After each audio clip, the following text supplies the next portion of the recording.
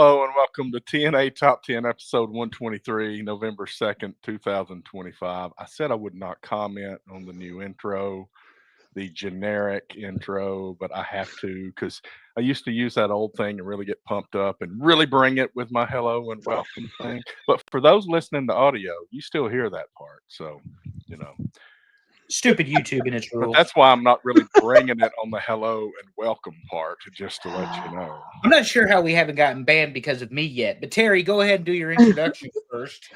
Okay, though I well, don't I'm need Pete one. Weave, your host, Pete Weave. With me, as always, are Andrew and Allison Faye. How you doing, fellas? Fellas, there it is, fellas. Yeah, I Yay, love it. Terry says Oh, fellas. Amy's and our here. girl is with us too. Nice. Brains. About time. Good. Glad of you I'm to not show really up. Get out of the loving bed. Kentucky at the moment, but we'll get to that. Oh, later. all right. Well, we'll get there, I'm sure. But hi, guys. hey, How girl. y'all doing? How was Thanksgiving for everybody? Thanksgiving? You mean Halloween? Yeah, that one too. That's what I meant. Man, Oh, God, I'm We're getting skipping it started Well, early. in North Carolina. We're skipping Thanksgiving and moving apparently straight into Christmas, according Oh. to the end caps at Walmart. So Lex is ready. Yeah, Lex is very ready for Christmas. So as long as I got my pumpkin spice, we're good. I am not one of those people that is prepared for Christmas. I am not one of those people that believes in skipping Thanksgiving. But Well, you know, I am hosting this year Thanksgiving. Ooh. My entire family is coming. So breaking news. So this is very exciting. But we are celebrating a day early. We're going to celebrate on Wednesday. That way everybody can have their other side of the family and nobody's feelings get hurt. I'm just thrilled people are coming to me, so I'm excited. I will not be cooking. I will be catering. You be doing the eating? Y'all know me. Look, turkey is the one thing that if I screw it up, my whole family will let me know. Way The one easier. thing? All right, good point. But yeah, so I've met. ask Go ahead. Andrew if he likes to wear pants. I mean, Yeah, I'm wearing shorts right now. But anyway, that's what we did all weekend. We started prepping and ordering foods, and of course, Lex said, "Oh, we should order a chocolate cream pie." All right, I'm a pushover I got money. like that. Is what I Yeah, would I'm say. a pushover like that. All right, so Unlike Allison, I do the American thing and cook Thanksgiving. I guess this isn't a Thanksgiving show, but I cook Thanksgiving. Last year, we went away from turkey because everyone says, I really don't like turkey. And I said, well, all right, no problem. Let's have prime rib instead. yeah. 2 days in the fridge. And then I cooked it. And of course, you guys got pictures of it. And it was melting your mouth good. And there wasn't any left. So maybe we just do that. We'll run that back for Thanksgiving. I don't know. But yeah, anyway. So what was I going to add? Oh, yeah. Observation from the local Wawa. Apparently, being a weirdo is required to work there. There is not a normal person that works at Wawa in Goldsboro. Not one. Not one normal person works at Wawa in Goldsboro. And I go 2 to 3 times a week. I went and put gas in my car today, and the purple-haired man said hello to me. And then the green-haired woman said hello to me. And then the very, very gay, I think, could be non-binary person said hello to me. So they're all very friendly, but they're never anybody that I would hang out with. Just, so you're all aware. I go to Wawa because I like Wawa, but I think, I've always said having face and neck tattoos automatically disqualifies you from professional jobs. Apparently, multicolored hair is a thing they do at the Wawa. So I don't know. I just putting that out there in the world. Gotta be honest. It depends on what color it is, because I kind of like it if it's certain colors on certain people. Well, this is lavender and like a emerald green. Oh, I don't think the green works. Yeah. This is lavender and like an emerald green. The lavender is Probably not not. like the burgundy Oh God, Bober's starting with me already. Now this is not going to be good, Allison. Oh Look, God! fans, All right, seriously, Bober, just no, absolutely not. no. Fail. We'll rank gas stations at some point. Oh now. yeah, We got the Oh. Circle K. We got the Flying J. You've got the one that Super Dave used to run as he's the general manager. I forget. oh the Loves. yeah, Love, Oh, Loves. Cumberland Yeah. Farms. Yeah. Put it on Yep. the list, Terry. The list of lists, but that probably won't be till next year because the main event this week is Disney Villains. I want to talk about, so Devin talks about his problem with Walmart. He says the 4 people standing around the self-checkout when I have to wait in line when they could just stop gabbing and open up a register. Okay, facts. My Walmart took away the self-checkout. Really? Yes. Walmart did. Walmart. I thought they were shifting them all to you got to be a member of Walmart Plus or whatever. So they just took it away completely. They just took it away absolutely completely, and there were like 12 cashiers working the other day, and I'm like, what is happening? It was fantastic. I was in and out. These two on this show will get this reference because I have a Ron Swanson Funko Pop in my office for a reason. Thank you, Allison Faye. But I am Ron Swanson walking around Lowe's. I know more than you. I am the same Ron Swanson at the self-checkout. I know how to bag my groceries. And that's the reason I do it too. Yeah. I mean, yeah.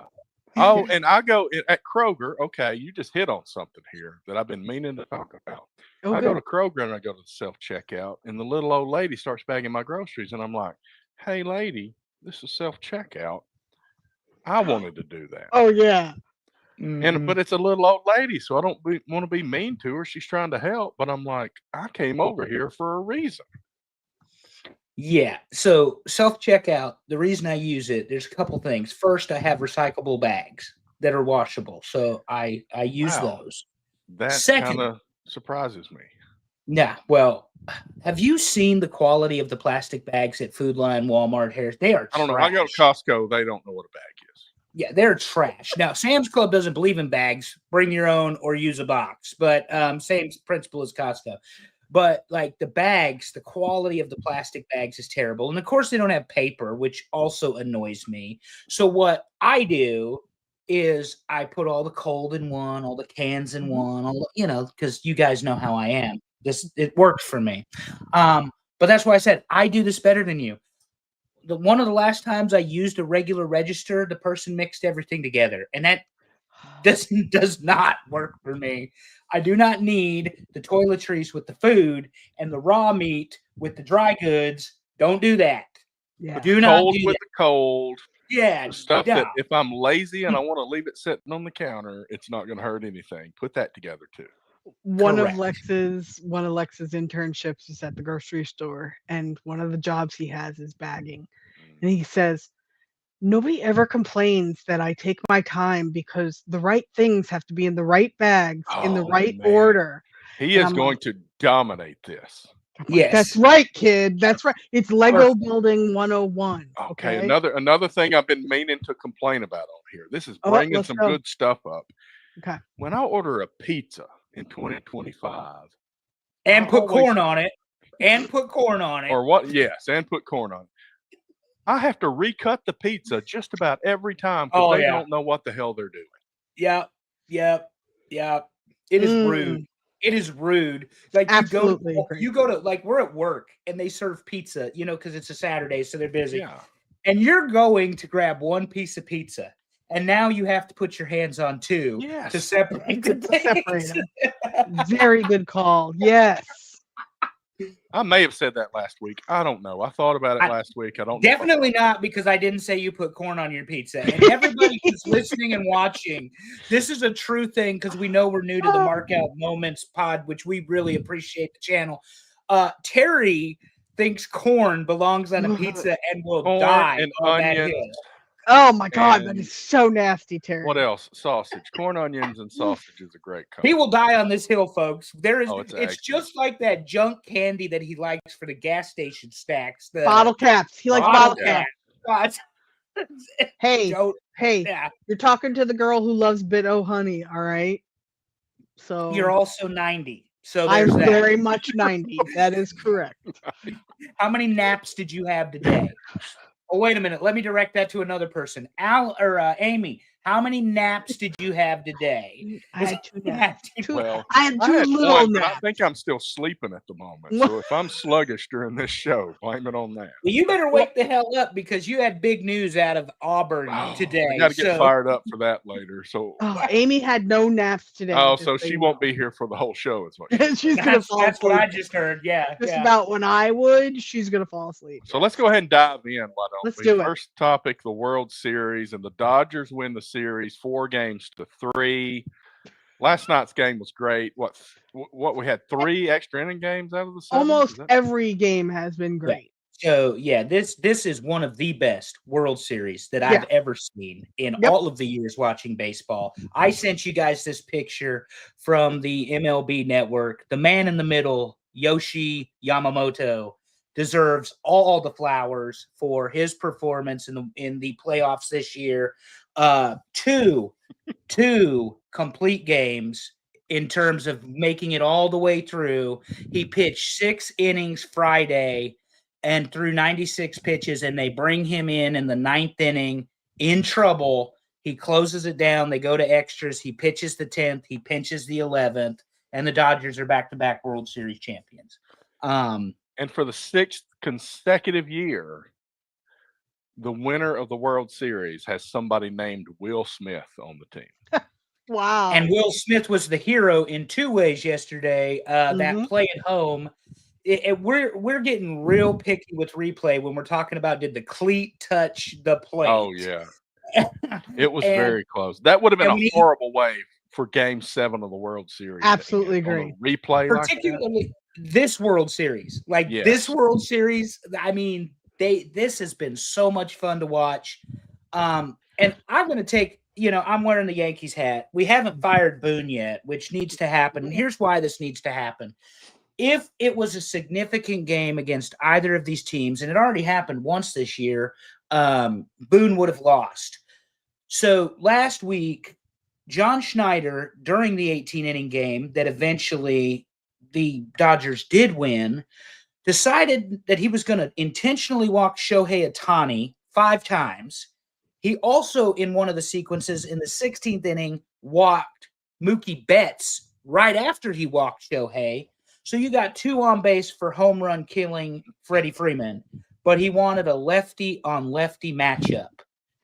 Those types of decisions you make on the field, Aaron Boone is incapable of making. He is an idiot and needs to be fired immediately. And since Bober's here, I'm going to talk about the Yankees some more. Dave Roberts, Allison's favorite baseball manager, last night made the decision to start Shohei Ohtani. Why did he start Shohei Ohtani? Because Shohei Ohtani can remain the designated hitter if he's starting pitcher. If he comes in relief, he has to play a field position in order to remain in the lineup. Brilliant move by Dave Roberts, despite the fact Shohei did not look as sharp, but it didn't really matter. And then both teams bring in all the starters. That's how good this game was in relief. They bring in all the starters, and Dodgers win. But the Blue Jays honestly have nothing to be ashamed of. That was 1 ball, 1 hit difference in that baseball game. Yep. And the fact that the Dodgers probably have the best pitcher in baseball. I was I know I told you this. I was so enthralled by this whole series. And I usually, once the Yankees are out, I usually stop watching. That was so not the case, and I'm glad it wasn't the case because this was exceptional to watch. Like when I will say when the benches cleared last night, I was like, oh shoot, this could be bad. Like this could be real bad for the game, but it wasn't, and I was glad. But yeah, John Schneider looks down like he could take a guy down. Like, well, and like it was funny because Dave Roberts wasn't on the field, so they're deferring to Freddie Freeman. You know, so it's John Schneider's gone over to first base to talk to Freddie Freeman, and they're like, "Yeah, man, it's all good. It's all Yeah, good." no. Whatever.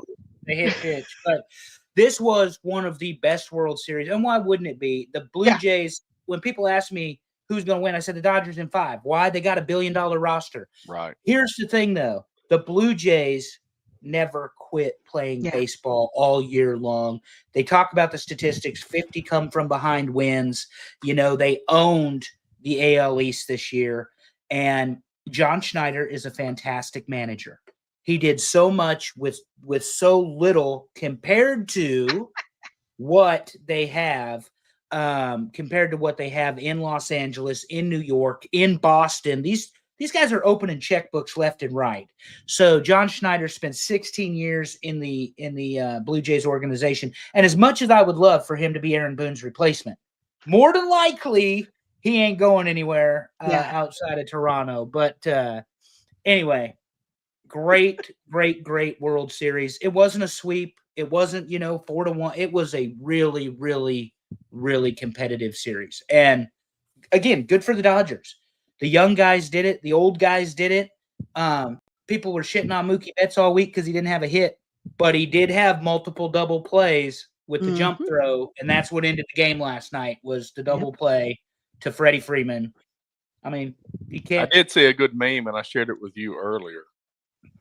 I don't have the meme itself, so I just had to speak the words. But from what I hear, Shohei Ohtani he's pretty good at dealing with Betts not hitting.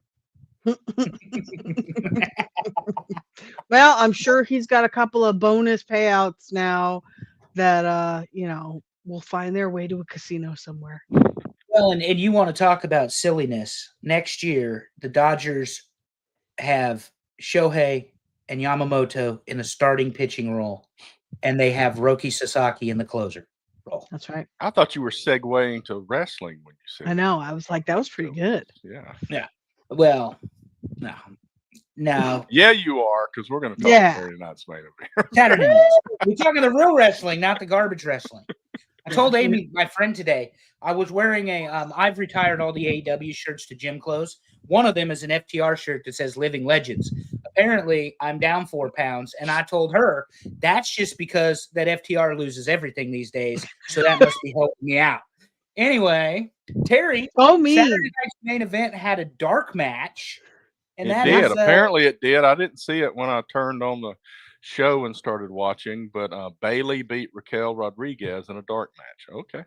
Okay. What Bailey beat her? The one with the voices or the not voices? Because we're not, doing repetitive I don't know. It was dark, and I never. All I saw was Wikipedia reported that to me. Dark match means not. I didn't know it even existed until 30 minutes ago. Hey, you got to give it to Saturday night's main event, though. They didn't have Jesse on the call. I didn't see, but they at least had some dark matches, because that used to be one of the things they would do is you only had the live crowd got to see the whole show, whereas we got the hour and a half with Dick Ebersol and whatnot. But anyway, Terry, how do you lead off? And I'm going to say this a little sarcastically. I know you find this hard to believe since we're talking about Chody Rhodes, but how do you lead off Saturday night's main event with quarterback number 1, the guy, the face of the WWE, the man who, embodies everything that is World Wrestling Entertainment in one Cody Rhodes? Why do we do I would say it's kind of a throwback, because Saturday night's main event kind of did that in the 80s. But they did that because it was later. It would start at 11:30 Eastern, take over for Saturday Night Live, and they thought old folks like some of us would be asleep by the end of the show. So they would put Hulk Hogan up first. But it's also put something good out there. Maybe your second best match of the night, and lead in strong. Kind of like when Nitro would start with the Luchadors, that kind of thing. Some kind of lead off, attention grabbing match. And I think that's why they did it. Yeah, I mean, Cody leading off against Drew McIntyre. I have been casually watching the week-to-week program for both shows, mostly to hate AEW. Yeah. And then get the palate cleanse with the WWE, because it's usually better. But I thought this was interesting that they chose to go another route with Drew. The story's okay. The champion's advantage is gone. Yeah. Of course, we had to break the table, which was miraculously Always. put back together for the next match. Did appreciate that. But unlike the quote main event, these guys didn't miss their cues, their timing, their spots, and they work really, really well together. Agree. I do not think, and we can get there in a minute, that Jay and CM Punk had a same sort of quality match. But well, I got a question about that we'll get to later. Also, the finish comes. We're going to get to it because I've got thoughts on this super kick nonsense. Anyway, the finish comes when old Cody Rhodes cheats. He cheats Terry, like Dustin used to do. That's and right. He DDTs Drew on the belt and then hits him with the crossroads. Referee's down, of course, forever. And then all of a sudden, once the action's over, just like a good wrestling show, he's awake. He's like, oh, I'm back. So, genuinely speaking, Cody Rhodes cheats to win. What does it mean? I'm hoping it means he's starting a turn. It either means that or they like to tease with people that think it's going to happen. Is it time for Cody Rhodes to have a new coat of paint? If you noticed, his gear was completely different. Same style, but not the long coat anymore. And I feel like there's a change coming. It's happening. Is he going to turn and is he going to be in this big tournament and be the guy against John Cena in December? I like what You're Devin so says. stupid, Devin. Solo's MFTs. Devin says, time to pull out that cigar, dye the hair black, and align with Solo's MFTs. That is so fun. That is awesome. And I would also never criticize someone for liking food, but while we're on the topic of the MFTs, apparently Tama Tonga also likes food, and he ate all of it while he was away. That man is very large right now, much more so than he was when he first debuted. So I'm not sure what fuel source or gas he's on, but homie is as wide as a damn store. Hey, Coach Keith says Cody will never turn. And there are wrestlers that don't need to. I agree with Coach Keith. Cody's one of those guys that if he wants to really be the face of the show, there's no need for him to turn. And I also don't believe there's real bad guys in wrestling anymore. I don't. Drew McIntyre is one of the most enjoyable wrestlers on the planet, and he's supposed to be like evil, but he's not. Well, the WWE needs to save MJF from the horrible storylines that AEW put him in. So I think Devin's trying to tell everybody that I am starting my heel turn because that's what catering Thanksgiving does to people. That's very true. That or it gets you wider than a damn barn door, one or the other.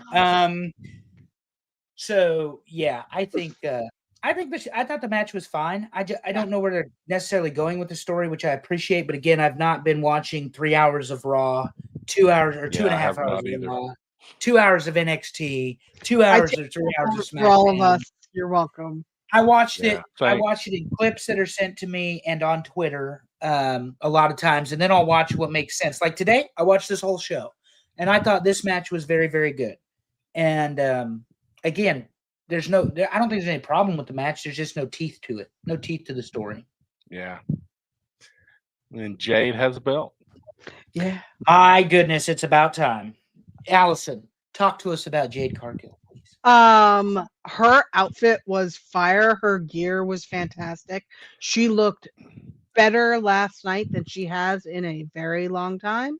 She looks like an action figure. Yeah. A girl is cut just perfectly. I'm sorry. She is. And by the way, that woman has had a child. So, that shows you the discipline and what she does in the gym. It's insanity. Good for her, though. It's her turn. I'm excited. I would love to see what they're going to do with Tiffy going forward. So I think that's all good. I no bad things to say about the match. We're going to see Jade versus Rhea at some point. Well, they're on 2 different shows. I don't care. Are we going to see it at some point? I mean, I'm saying things that I want to happen. That's right. Yeah, But hey. I'm very happy for Jade. Apparently, she turned heel, and I missed the heel turn because I told you I ain't been watching a whole lot of SmackDown. But yesterday, they went back to power move Jade Cargill, and Yeah. she did the dominating moves, the power bomb, the eye of Mhm. the storm, the fall away slams, and then of course Jaded. She wasn't trying to do cutesy little things. She wasn't trying to grab a hold. She wasn't trying to run across the ring from corner to corner and get her feet caught underneath herself. She looked like an imposing big man, big woman wrestling the way that you would think that somebody looking like that should look. My point is the action actually matched the presentation. The way she looked matched what she did in the ring. And that is a lost art in wrestling a lot of times. It some of the stuff just it's garbage. Bober's got a good point. It could be Jade versus Bianca. Bianca had the hand injury. Yeah. Obviously, Naomi is pregnant, and that broke up that whole storyline they had rolling. Right. Jade as a heel, dominating, powerful champion makes sense. Yeah. Jade getting disgusted with getting screwed over and over and over again makes sense. And by the way, like Cody Rhodes, there are some folks that are just natural heels. Jade can lean in to looking down her nose at people and looking the way she does and having the Storm presentation from X-Men, and it works. It all works together. Coach Keith says Tiffany is hurt also. That's why it was a squash match. Okay. See, And we I learned did something new. as much, but thank you for confirming because I didn't know, honestly. Interesting. Yep. Okay. I know they worked the knee injury as part of the Yeah. story, but up next, we had the greatest wrestler under 30, according to some poll I saw on Twitter, Dominic Mysterio, taking on Penta and Miro, formerly Rusev. Dirty Dom does it again. He's on a roll. I love Dominic Mysterio. My favorite part of this match, Oh, I because know what's coming. it's a stupid three-way, is he grabs the chair and he acts like he gives it to Miro and he acts like Miro hit him with it, and the referee does not disqualify He's him. like, that's okay in this So match. good. Yeah. So He's good. like, no. No. This is a three-way. Yeah, there's no disqualification here. But He I gave him the weapon. It was great. I think I'm still that guy that likes characters in wrestling, so Dominic Mysterio works for me. You know, Penta And strutting ass to Saturday the Night's ring. main event needs characters. Of Yeah. all the shows, this Agree. was built on characters. And Penta strutting ass to the ring looked great. Yeah. Did that Penta driver to Miro and did it very, very well to a man that large. People, Penta. Yeah. The dude's a former AAA champion when AAA actually mattered. He's got skills. Obviously, we know Rusev or Miro's or whatever you want to call him, his credentials.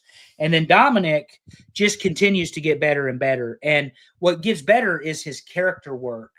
And people aren't going to boo him. When he becomes a babyface, he damn well might be a bigger babyface than any of them they have on the roster when he finally makes the quote turn to be a babyface. Agreed. Oh, and what I thought you were going to say was your favorite part was when he rang the bell. Well, that was when was Rusev good. thought that he won it, and they zoom in on his face, and he's just elated that he just won this, and Penta had tapped, and he's just so excited, and the ref's like, I didn't do anything. And then they put the camera over there, and that was just perfect because Dom is just laid back. He's got the hammer. He's just laughing and like pointing at him and laughing at him and stuff. That was brilliant. I loved it. Well, and the finish was good too. Penta looked like he swung for the fences, hitting Rusev in the face with that hammer, and then Dom takes advantage, of course. So I mean, I thought it was really good. I do love Dominic Mysterio. Devin has a question: does Dom need to ditch Judgment Day to turn babyface? No. Now, Dom can be a heel for as long as he wants to be a heel. The thing is about him is it's just so natural to him being like Uncle Eddie that it works. He doesn't need to be when he came up, he was the definition of white meat babyface. because him and Ray were working together and all that. And it is what it is. But he's got a swagger and he's starting to lean into it. And all joking about the best wrestlers under 30 list, the kid's 28 or 29 years old. So long. His dad is still wrestling at whatever, 50 plus. It's a long way to go in his career. So Agreed. Good match. And then the not main event, Terry. My favorite, Saudi Phil, takes on the master of the Yeet. He's only an entrance and a slogan. His name is Jey Uso. What a trash ass way to finish the show. But I'll let you all, tell me why I'm wrong about that. But go ahead. I'll go first. You first. And I'll take whatever heat you want to give me, but I actually enjoyed the match. I thought it was fun. I know, Andrew, I know. It was good. I didn't know when it was going to end. If I can't predict a match, I'm happy. So, yeah. Good, Terry. I didn't hate the match, but my question prevails in my mind here. Do people love Jey Uso or do they just love his entrance? Yes. They love his entrance. Because, to me, he's still a great tag team wrestler that they keep putting in main events. Yep. Yeah. Maybe it's me. Maybe I'm old school, but to me, that's just the case. And he's got like a 30-minute entrance. And let me tell you, it's bad enough on TV. When I went to SmackDown that night in Nashville, I'm looking at the guy I went with like, my goodness, we can't fast forward this, can we? It took so long. I'm like, I know it was really fun for the first 5 minutes. But then it's like, okay, we've been doing this for a while. Let's get on with the show here. That's so good. This is me putting on my NWA wrestling fan hat. Y'all ready? Okay, so first of all, Saudi Phil sucks. That's an opinion, not a fact. But Saudi Phil sucks. Jey Uso is nothing more than an entrance and his yeet. And I don't know if we need to call ICE because they keep advertising during these shows. But whatever he says when he spells the word yeet is not English. Number 2 or 3, why is Jey Uso even doing a spear when Cousin Roman and better than him, Braun Breaker, throw better spears than Jey Uso? It looks like trash. Also, why is Jey Uso throwing super kicks? That is a party he will not be invited to. His RSVP got lost in the mail because his super kicks look like crap. And while I'm on the in the ring thing, why do we think it's okay to use each other's finishers? That absolutely drives me crazy, and it has since Steve Austin and The Rock did it to each other during their trilogy back in the 90s. Your finisher is your finisher is your finisher, and those two were also semi-responsible for needing more finishers than one to win a match. Then you decide to do each other's. And now every week that there's a big match in wrestling, we get to see each other try to do each other's finisher. The go to sleep that Jey Uso did sucked. Absolutely awful. Then Pepsi Phil tries to hit the spear, and that was even worse. I've seen middle school kids learning football make better tackles. So, anyway, they all need to do better. Obviously, Saudi Phil wins the world title. That means nothing because the real belt's on Cody.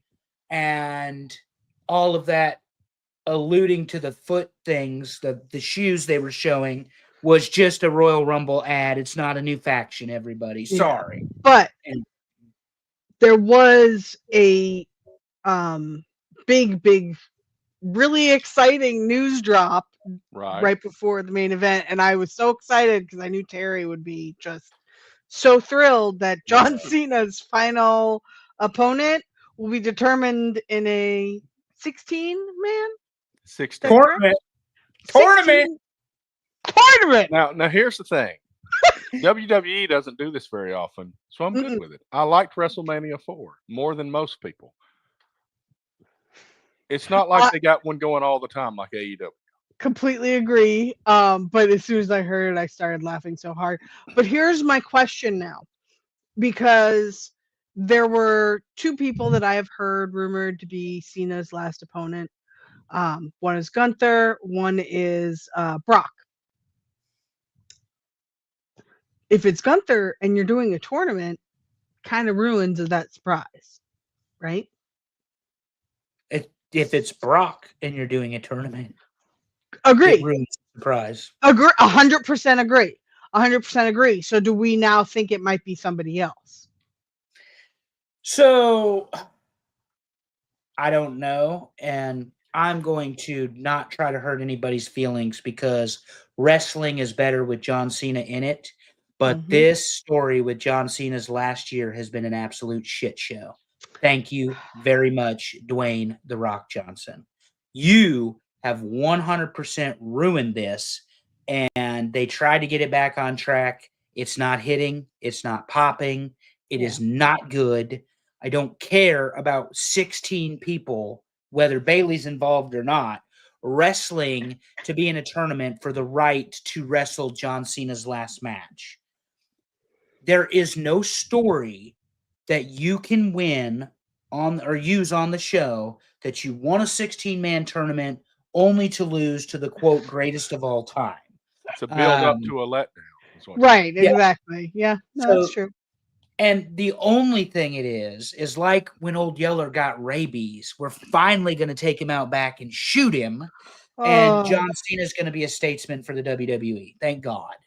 But yeah, this has been horrible. They boxed off an entire year of creative for John Cena. It got ruined as early as WrestleMania. And I personally will be glad when it's over because Well- you don't have that segment just looming for every single show. I will say this, though, because it is November 2nd, it's been a pretty damn fast year. it has. Yeah. Honestly. Well, what do you Absolutely. think now that you brought that up? He's going to have his last match in December. AJ Styles announced he's retiring next year. I know he's not as big, but what do you think will happen with AJ Styles retiring? Will they do anything special at all, or he's just going to wrestle for another year, then it's done?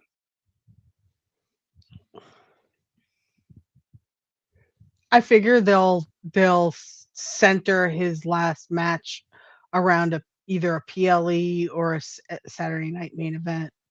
But I don't think they're going to do anything like they're doing for John Cena. No. I don't think they'll do anything like this for. Even Randy Orton won't get As this. much as I love him and AJ is great and some of the best matches I've ever seen included him, he's not John Cena. It just Right. doesn't. Nah, he's not the generational talent. But to Terry's No. point, Randy Orton's been with the company, never left, been the guy. Good They're not point. going to do the same for him either. No. When it's No. time. I will say this in a loud, clear voice. The AJ Styles John Cena match was the best one that he's had all year. Oh, yeah. and, far. and it 100% agree. was for all of us hitting him in the feels, I Yeah. mean, Oh, it yeah. was the match. No doubt. And I mean, AJ Man. is just that good. Yeah. And that's the other thing. AJ, unlike Cena, because there's a myth of Cena. Losing to Lesnar doesn't hurt Cena. But see, that's when you wonder, to Allison's point, is that the payback? Is Lesnar's going to lose to Cena on the way out? That John Cena does not deserve to beat the Brock Lesnar that we saw on television. It's just a fact. It's just not believable. It's not there. And you got to have some belief in your suspension of belief or disbelief. But AJ Styles on his way out will make everybody he wrestles better and have a Absolutely better agree. story and an elevation. Yes, no question. John Cena's not going to do that because of who he is. It's Right. Bruno, it's Hogan, it's Stone Cold, it's Rock, it's Roman, it's Cena. That are your generational talents in WWE since the 1970s. And, Cena is only going to do so much in terms of jobs. I mean, because let's face it, AJ Styles could wrestle a broomstick and Right. proved it because he wrestled John Cena. So, and he wrestled this John Cena, not John Cena from 10 years ago.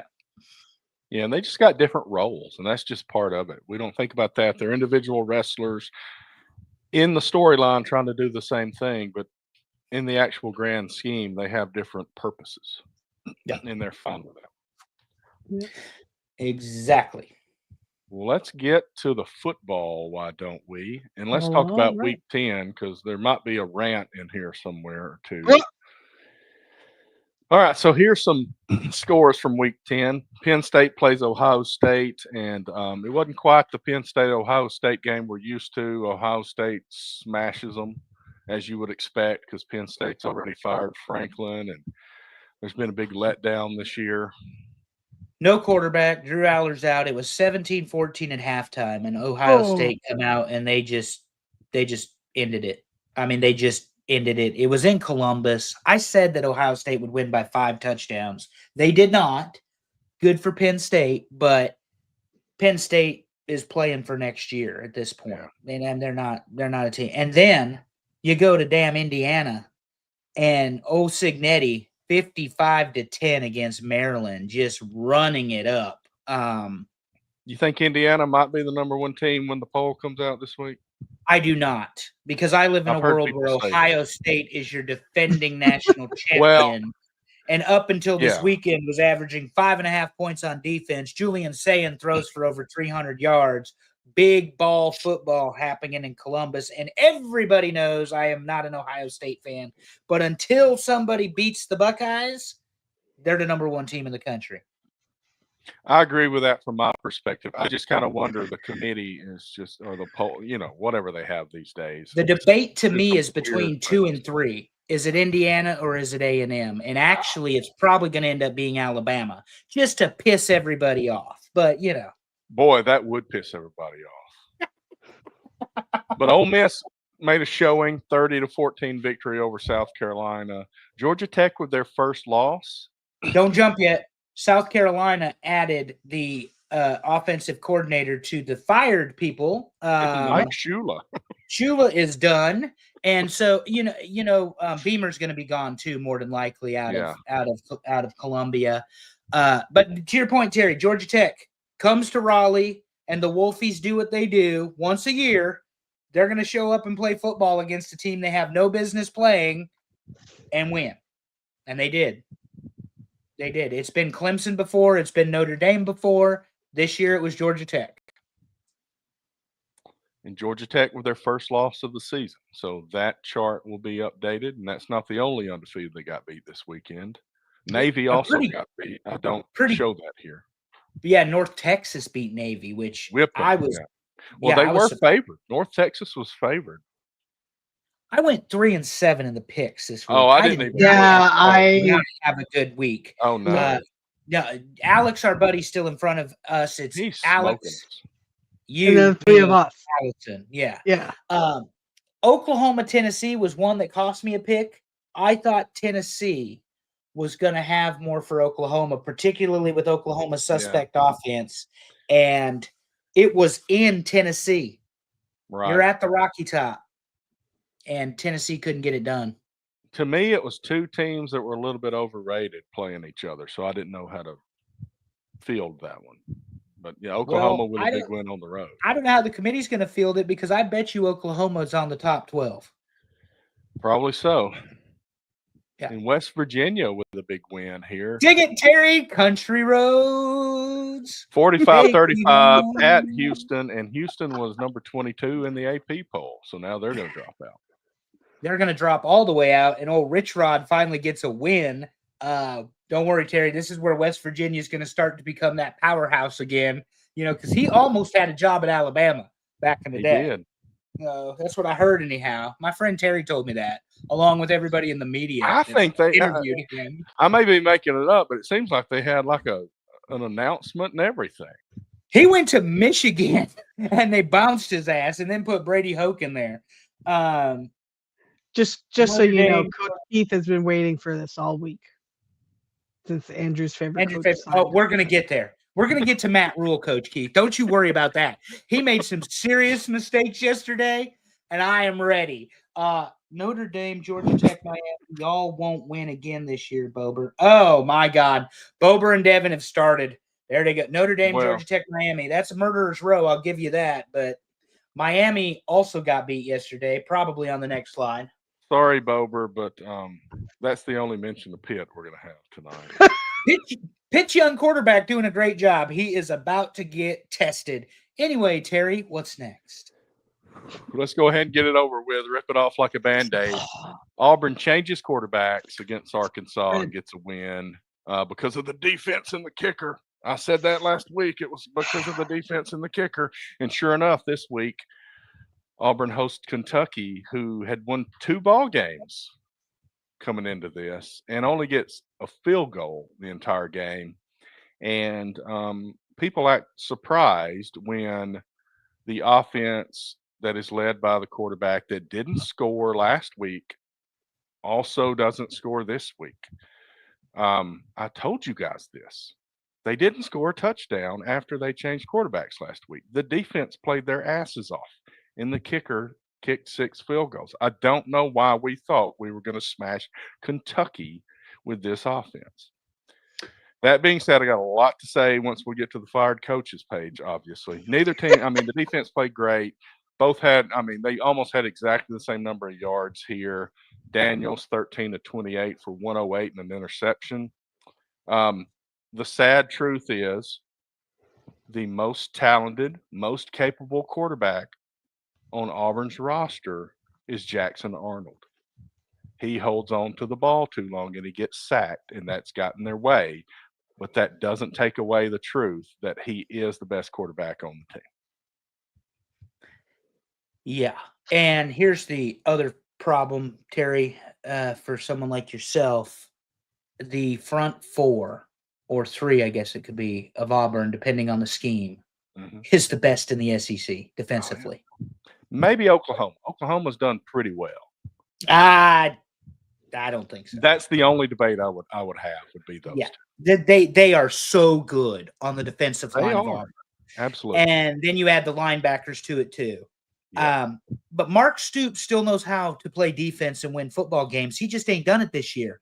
I think he will join your graphic soon enough. Kentucky's going to fire Mark Stoops. Yeah. And it'll be, quote, a mutual parting of ways and blah, blah, blah. But they're not going to continue to tolerate this. And yes, at Jordan Hare, Kentucky gets the win. Interesting thing I saw about Mark Stoops in Kentucky is Kentucky was the last game of Will Muschamp at Florida, Steve Spurrier at South Carolina, Dan Mullen at Florida, Hugh Freeze at Auburn. It's just he's the guy where they finally pull the trigger and kill you. Hey, I will give them this much credit, though. At least Kentucky was winning those games. Mississippi State keeps getting other coaches fired after they beat Mississippi State. This is true. This is true. Anyway, Auburn, we'll talk about it, drew the best offensive line in the country and a team with something to prove in Vandy for this coming week. And it's not going to be good. But and I've got 3 tickets in the cart on Game Time, and I'm not sure if I'm going to buy them or not. I'm thinking the price of those is going to go down in the next few days, but not with Diego. Go Diego, go! Come on now. They got 2 losses. That doesn't matter. Vanderbilt only has 2 losses. I think you need to change your attitude, sir. Fucking Vandy. What's next, Terry? Oh, you know what's next. We get ours out of the way before we talk. Let's get it out of the way. Let's do it. Nebraska's defense, suspect on the run, allowed 9 10-yard runs, 202 rushing yards, but the highly touted quarterback, 9 and 23, 135, 0 touchdowns and interception. Emmett Johnson, 165 and a touchdown, and Raiola was injured. Oh, it's his ankle. Nope. Sorry, guys. It's his tibia. And he is out for the season. And freshman quarterback TJ Lateef is now the man with the ball. And we are a 1.5-point underdog going into UCLA now in a game that we were 17.5 favorite with Raiola. Wow. This does not bother me, and here's why. Because what bothers me is that SC opens the half last night. The interception gets thrown. Nebraska gets the ball.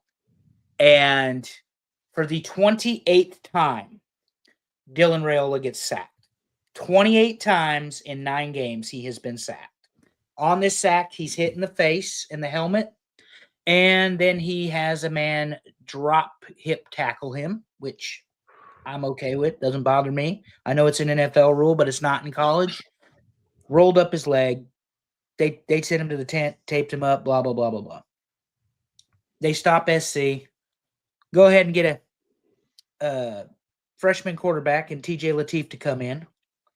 And Lateef, with some help, drives and drives and drives. We get to the 35-yard line of Southern California. By the way, have a lead at the time, 17-6. And they decide on 4th and 1 at the 35 to call a timeout after they'd called a timeout previous, like 10 seconds earlier as well. So 2 timeouts burned. 4th and 1. 4th and 1. 1. With Emmett Johnson in the backfield and TJ Lateef, who is a run option quarterback.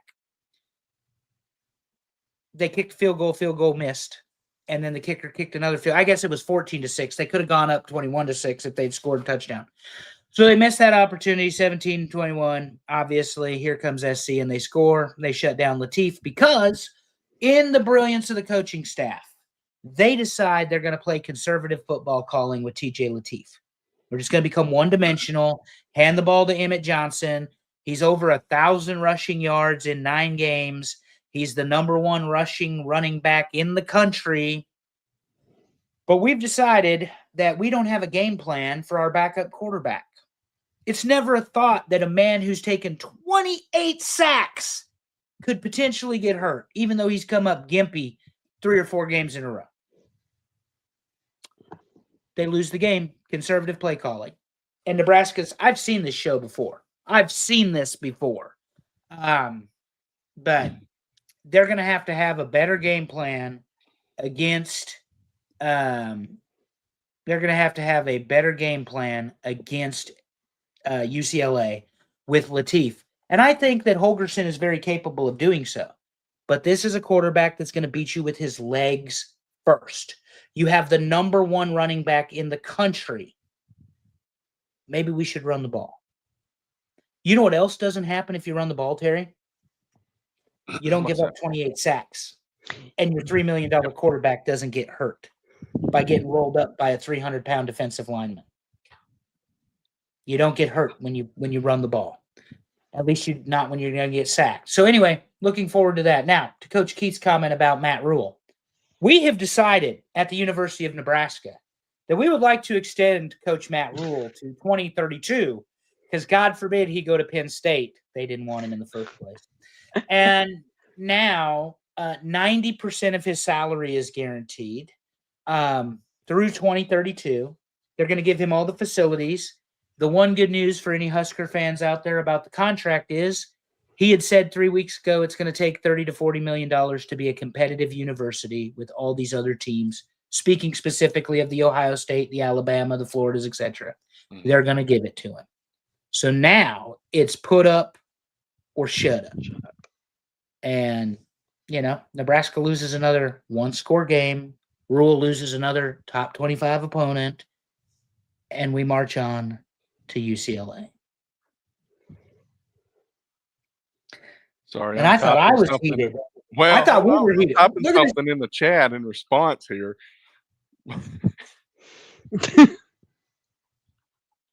Nobody cares about basketball. In my MSU dynasty, Raiola just transferred to Georgia. They don't want him there.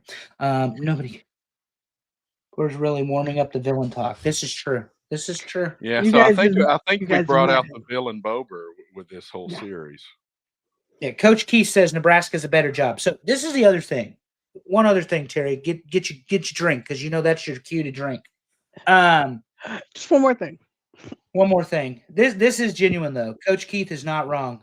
I would put the University of Nebraska facilities, training, weight room, technology, video up against anybody in the country. Anybody in the country.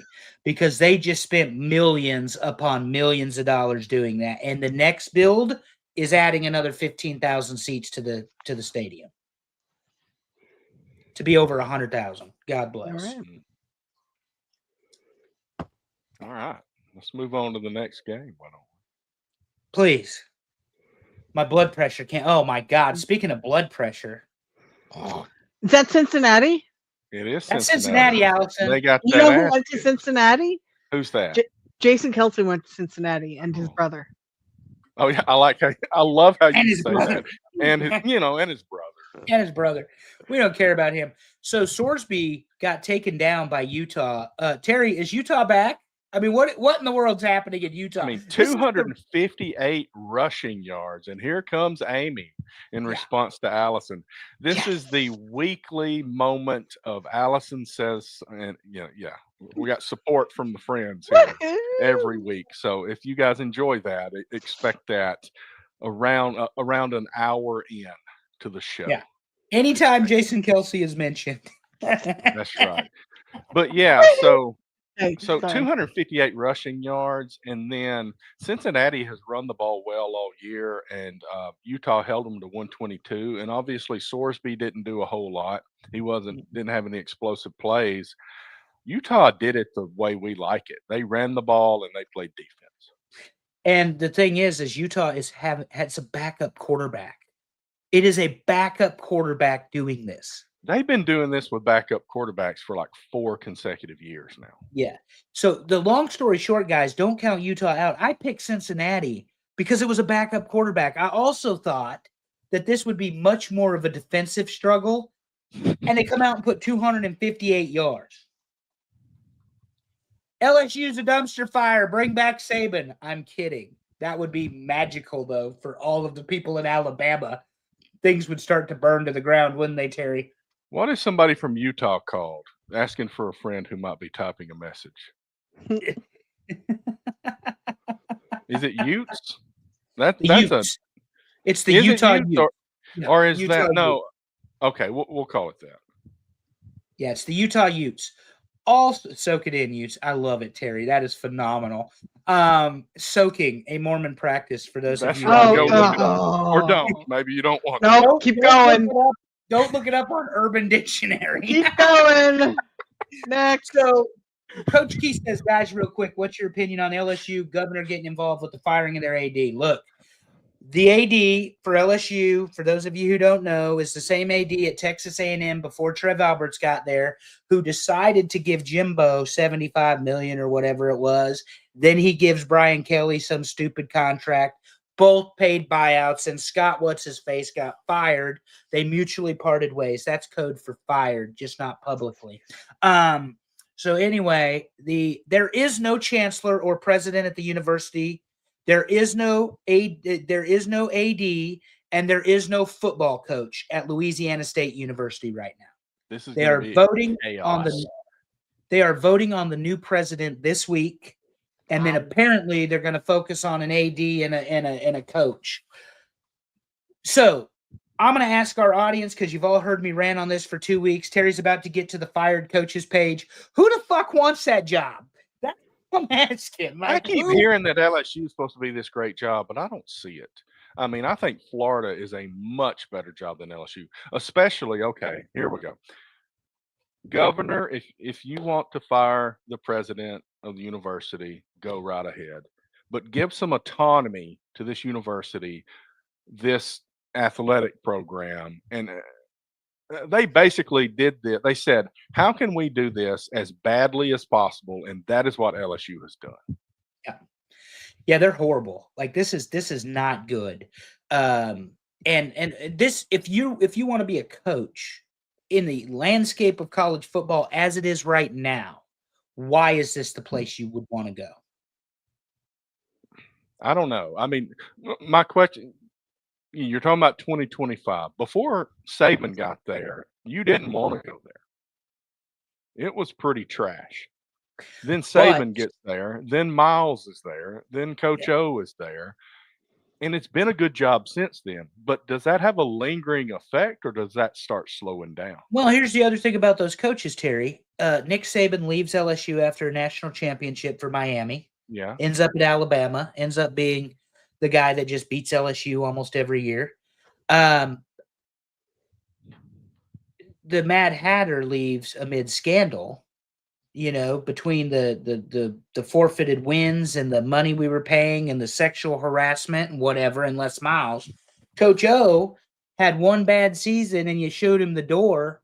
LSU has done this largely to themselves. And then Absolutely. you thought hiring Brian fucking Kelly was a good idea. No. But here's a flip side of that. Every other sport but football, this AD did a phenomenal job.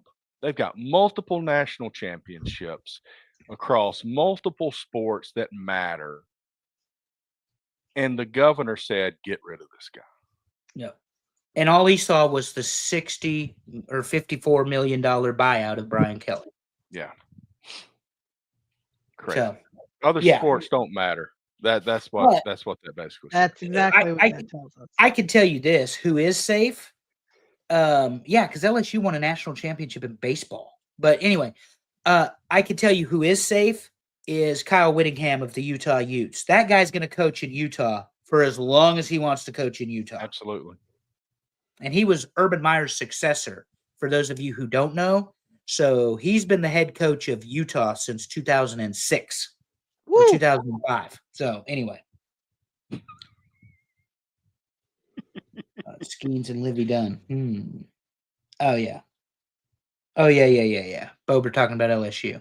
Yeah, Paul Skeens going to look real good in pinstripes in a couple years. Once Garrett Cole retires, we're going to have Paul Skeens in the Bronx. Write it down, Bober. You heard it here first. Largest cocktail party in the world. I don't drink anymore, Terry, but this was quite the game. Yeah, Georgia does what they always do. They roar back in the second half and win a football game, and they win this 24-20 against Florida, which, Florida is kind of good if they want to be this year, right? So it came down. Look at the third down stats. 7 of 15 for Georgia on third down, 2 of 11 for Florida. That was kind of, Georgia was able to sustain drives and score. Florida had opportunities, could not sustain the drives, scored 20 points, but ultimately that's what lost the football game for. And without sounding too pretentious, there are elite teams. They go by the names of Texas A&M, Indiana, and Ohio State. There are excellent teams. They go by Alabama, Georgia, Ole Miss. And they're good teams. And then there's everybody else. And Georgia is an excellent football team, but they are beatable. This is not the Georgia Bulldogs that won back-to-back national championships, right, that had blitzing linemen like Jalen Carter, who now plays for the Philadelphia Eagles. This Georgia team is vulnerable. Kirby Smart on people. Yeah, he spit on Dak Prescott or whatever, and they threw him out of the game beforehand. What a stupid thing to do. Spitting on people. Like, I've got no time for bad sportsmanship. It just pisses me off. But anyway, like, look, the way you own someone is you beat their ass on the field. You don't spit on them before the game ever starts, you moron. Anywho, with Georgia, this is not the team, though, that has had the dominating stranglehold along with Alabama on the SEC for the last 10 years, 5 years, if you want to be conservative about it. Yeah. But eventually they're going to run into a team. I mean, they got beat by Alabama. They're going to run into somebody else eventually that they can't storm back on because they're too good. Do you know how many times Kirby Smart has beaten Alabama as the head coach of Georgia? 7 national championship. You are correct. 1 time, and it was for the national championship. So, yeah, because he continues to beat Auburn every season. Yeah, well, and LSU and Ole Miss and everybody else. So, but Kirby Smart is a very good coach. He's got a good team. The thing is you always talk about parity in the football and stuff. Mm-hmm. Other teams are figuring out how to put teams together. See Vanderbilt. Mm-hmm. And you will this weekend at Auburn. Maybe. And the reason, just to throw it out there for those that don't know why I would consider going to Nashville, Cyrus has a soccer game at noon, about an hour south of Nashville. and I figured I might be able to swing up by 3 o'clock and see a football game, but I don't know. It's been very dynamic lately on the Auburn football front, so I'm not sure what that means. I don't know if it means I'll have more chance to go or less. I haven't figured that out yet.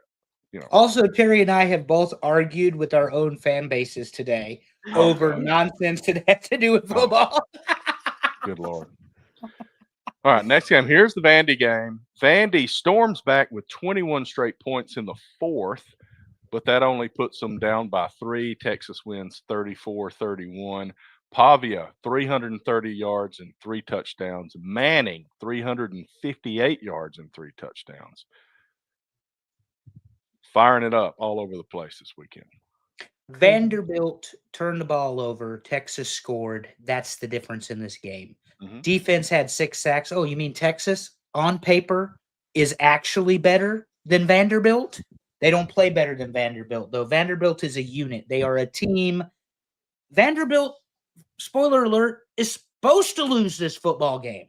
They're not supposed to win it, and they certainly ain't supposed to score 21 straight points in an attempted comeback and just missed the onside kick, by the way. Oh, just missed it, too. Just missed the onside kick. I am a Vandy fan this year, and it is only because I want to see them just wreak havoc in the SEC.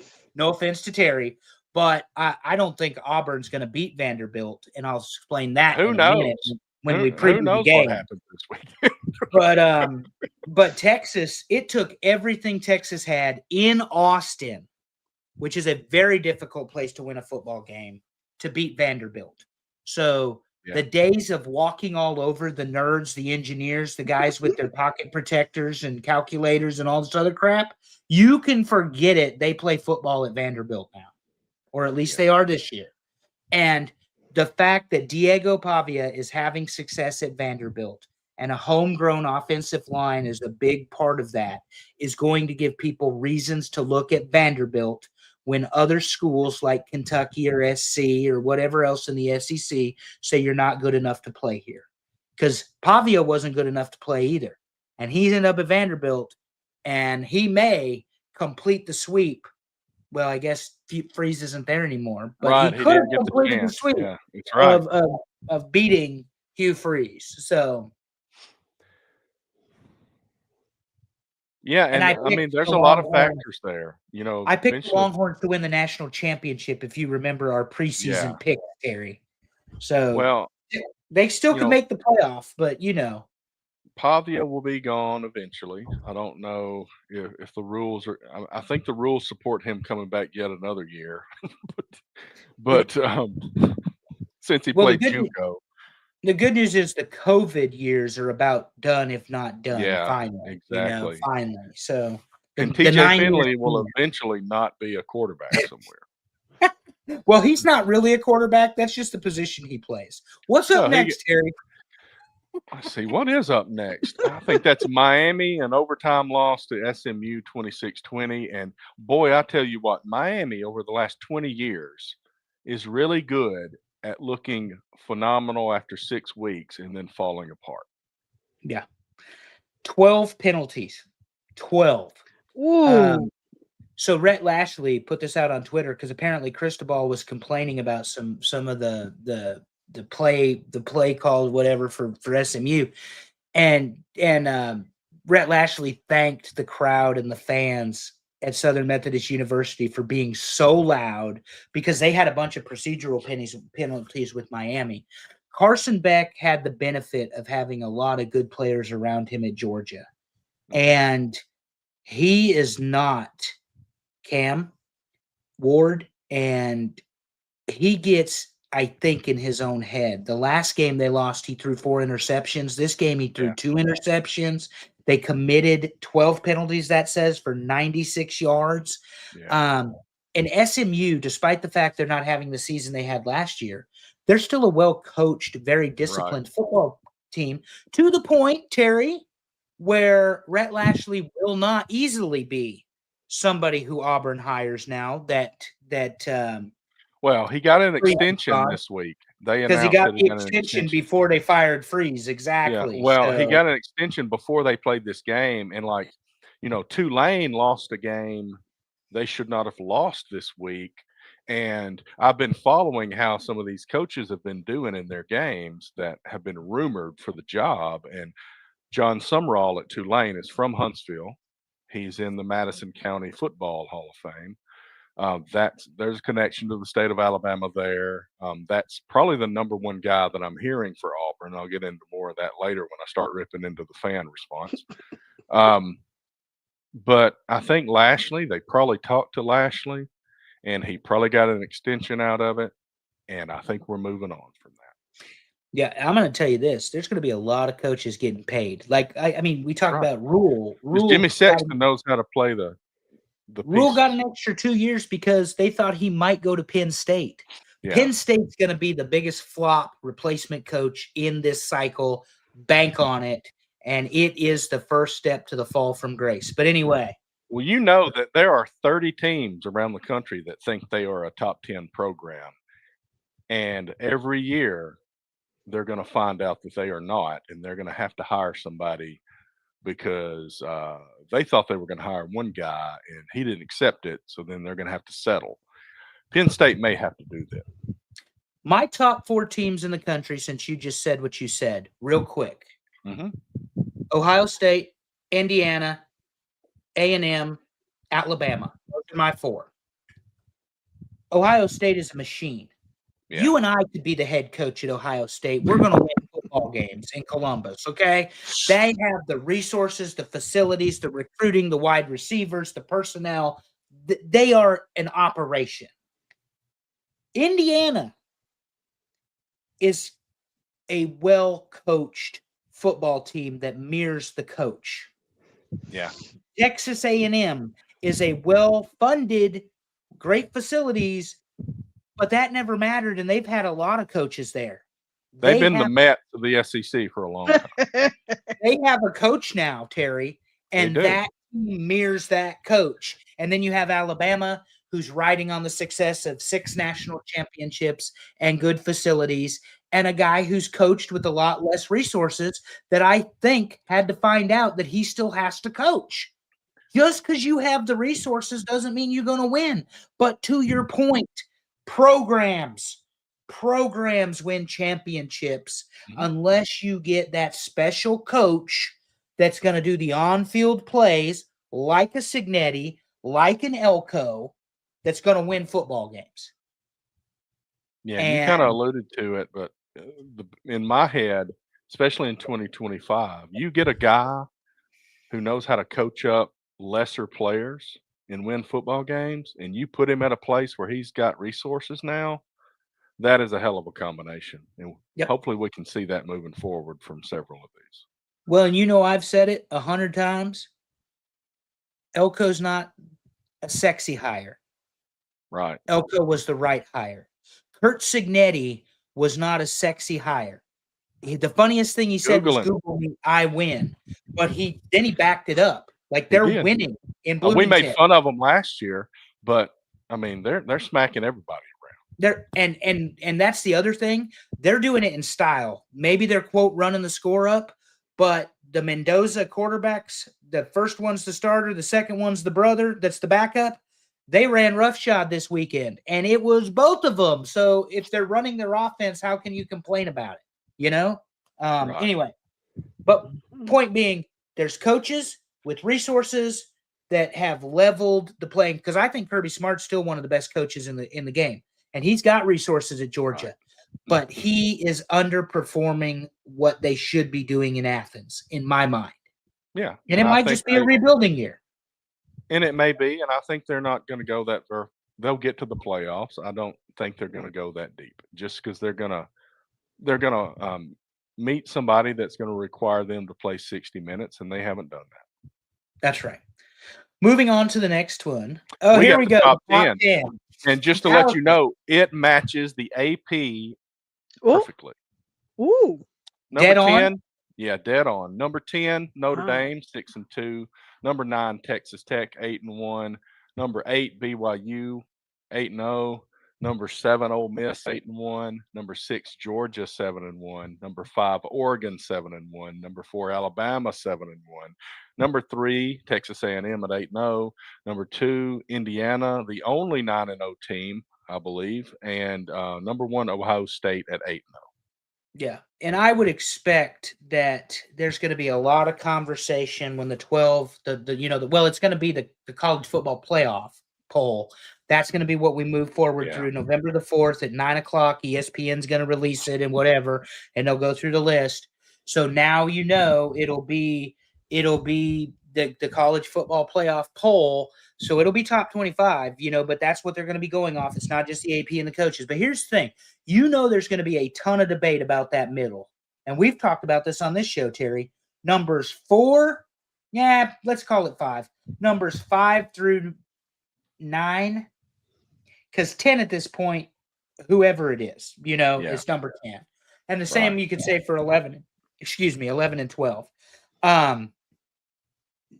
Notre Dame lost 2 close games. Mm-hmm. That's why they're up there. But they've got to run the table and be, dominant in all of their wins here on out. BYU gets the bet over the $55 million team because they're undefeated. Let's be honest. That's what that is. There's a very good disciplined football. Big game coming up, and I'll go ahead and say it before we get there. BYU and Texas Tech. Game day is going to be in Lubbock. There you go. And Lubbock, Texas is crazy on game day. I think, if I'm not mistaken, says Texas Tech. They had the Mahomes and a Baker Mayfield game day did. And that was the one that scored 125 points between the two teams or whatever. Yeah. Absolute insanity. Oh, is that the one? What was the receiver's name that went to Tech? I can't even think of his name. Big time receiver. Anyway, I'll have to look that up. But Ohio State, number 1 with the bullet. I will be very disappointed, honestly, in the playoff committee if Ohio State's not number 1. And I'm saying that as somebody who hates Ohio State, but hates them in that I can't stand seeing them on the schedule. They win football games. That's why. And I wonder how much credit they're going to give them for 9-0 versus 8-0 at this point with them undefeated like that. I mean, I know it's an extra win, but the expectation for Ohio State to be 9-0 is pretty much 100%. Where's the highest ACC team? Who is that right now? The ACC team. So Georgia Tech. It'd be Georgia Tech because Miami's got two. Virginia is sitting there. Or it's Virginia. Excuse me, it's Virginia. So it'd be Virginia or Georgia Tech because they both have one loss. I don't know. It's got to be pretty low, I would say. Virginia is number 12 in the AP poll. So that's going to be tough. But you also have to have an ACC champion. So the ACC probably is going to get one team this year. Mm-hmm. And it's going to be their champion. And the ACC, and I was thinking about this today, what the ACC is suffering from is all of their big name teams. Miami, we thought maybe they would do it, and they've fallen off. Florida State and Clemson are definitely not doing it. They don't have those big name teams playing like they are. Not to interrupt you, Terry, Louisville. Louisville is also 7-1. Yeah, Louisville might be. I think Virginia is ranked higher than Louisville, aren't they? By 2 spots. Okay. Yeah, that will be interesting. The ACC is going to be similar to how the Big 12 was last year, I think. Yeah, and like the Big 12 this year, I didn't put any money in turnover machine or Jeff Sims for ASU, and Arizona State beat Iowa State this weekend again. What in the world? He used to play for Nebraska. That's why I can call him a turnover machine. Yeah, that's right, Dave. But I mean, you pull for Alabama. It is what it is, though. Hey, I've had to live in the state of Alabama my whole life, and it is what it is. You just have to tip the hat to them sometimes. Number one, say bow down. We ain't doing that. Number 1 with the bullet. So what do we have? Oh, here we go. We got a couple of slides here. Undefeated teams. 2 of them got knocked out. Georgia Tech and Navy. Navy has Notre Dame this week, so they're probably getting a second loss, I would say. So we can forget about Navy until they have that 1 week where they play Army and nobody else plays. Then we'll talk about them again. Yep. And BYU, good disciplined team, but like you said, they're playing in Lubbock this weekend. Yes. But I will say, if they win this game, though, I think BYU's got to jump up a little bit. They're gonna be competing at that point. To be undefeated, 9-0, and to have a win over Texas Tech, Mm-hmm. I think that's a pretty good resume. So we'll Pretty have to good resume. rethink I would that. agree. What is AMM ranked? That would be number 3, sir. Number Yep. 3 in the AP, and number 3 in the poll that matters. And number Elko, 3 in your hearts. Mike Elko has it going on, and He does. And I hate it because I wanted that to not be the case. well, it's the only undefeated team in the SEC right now. It so, thanks to Alabama losing that game start the season. Florida State, yeah. Oof.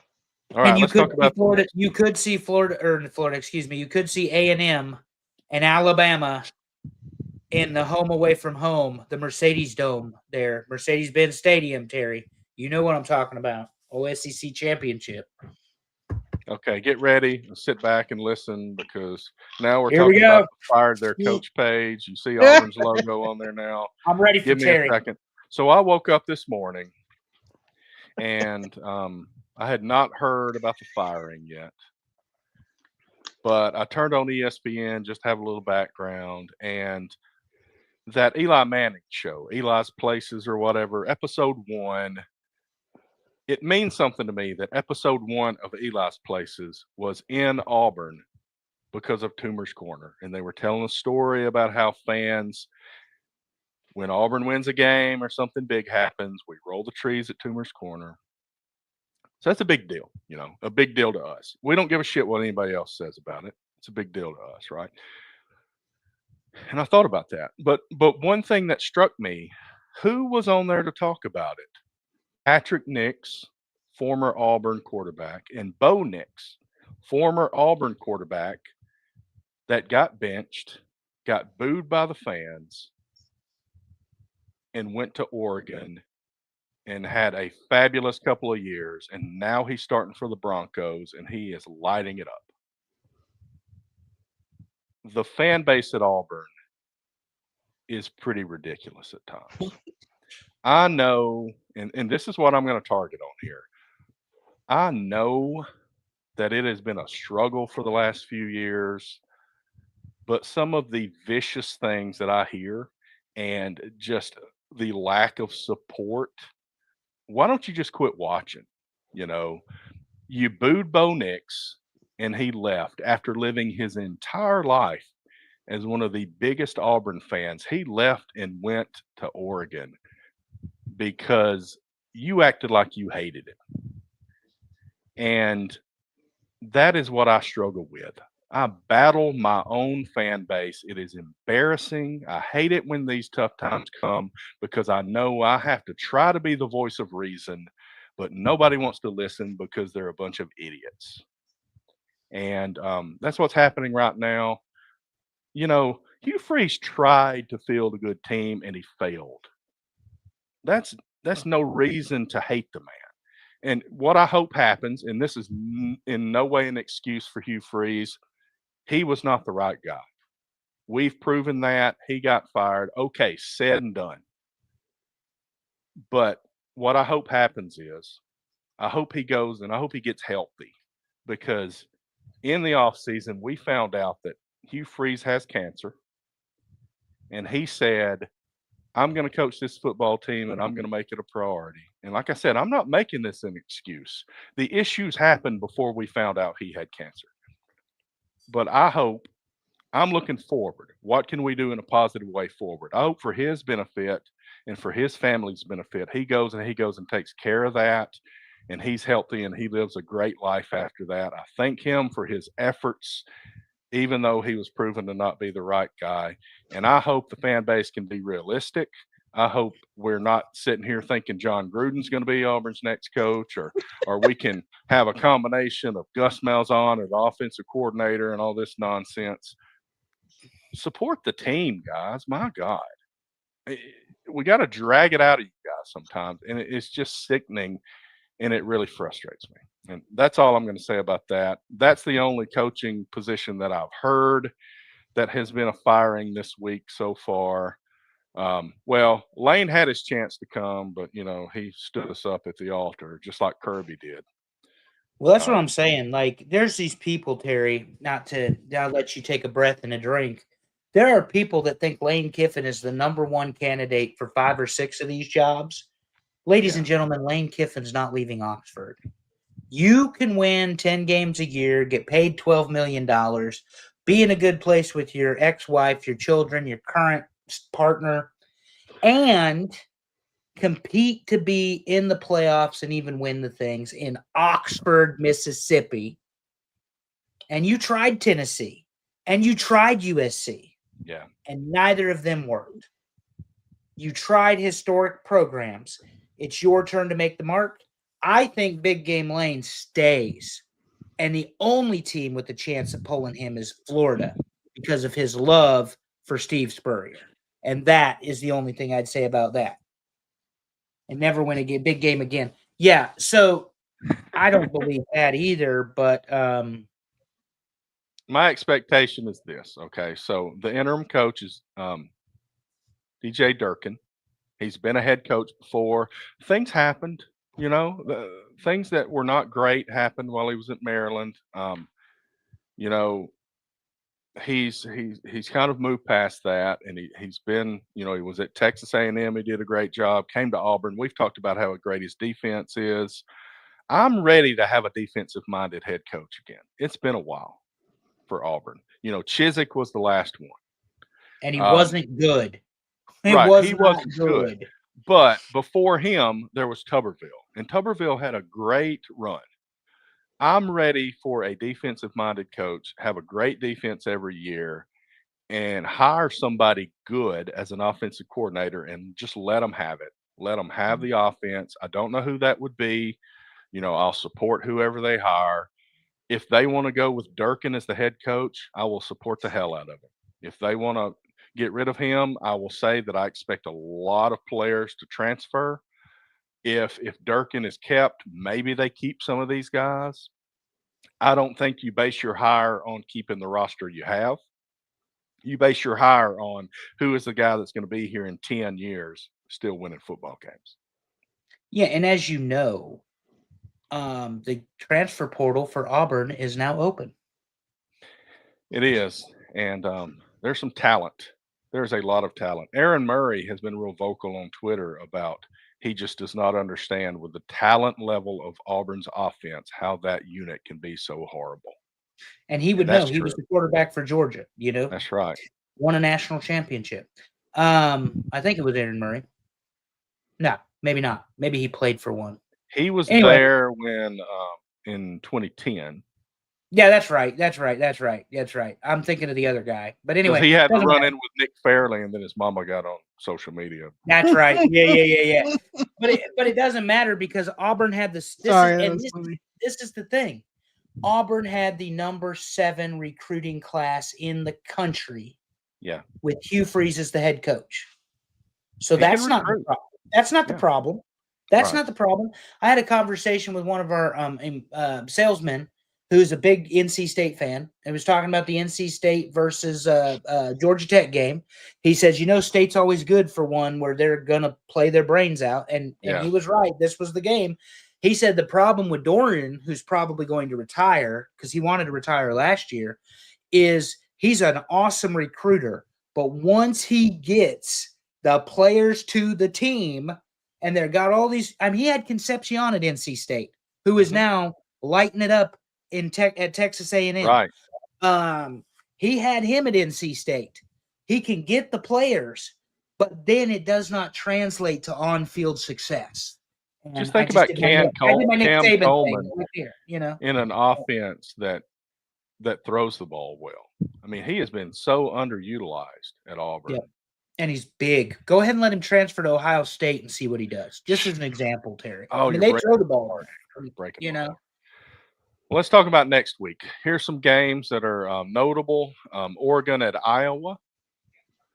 Nebraska at UCLA. And UCLA been favored. I get it because Rayola's not playing, but that's just I'm sad about that. BYU at Texas Tech. like we talked about. Texas A&M at Missouri, that could be a pretty decent game. Syracuse at Miami.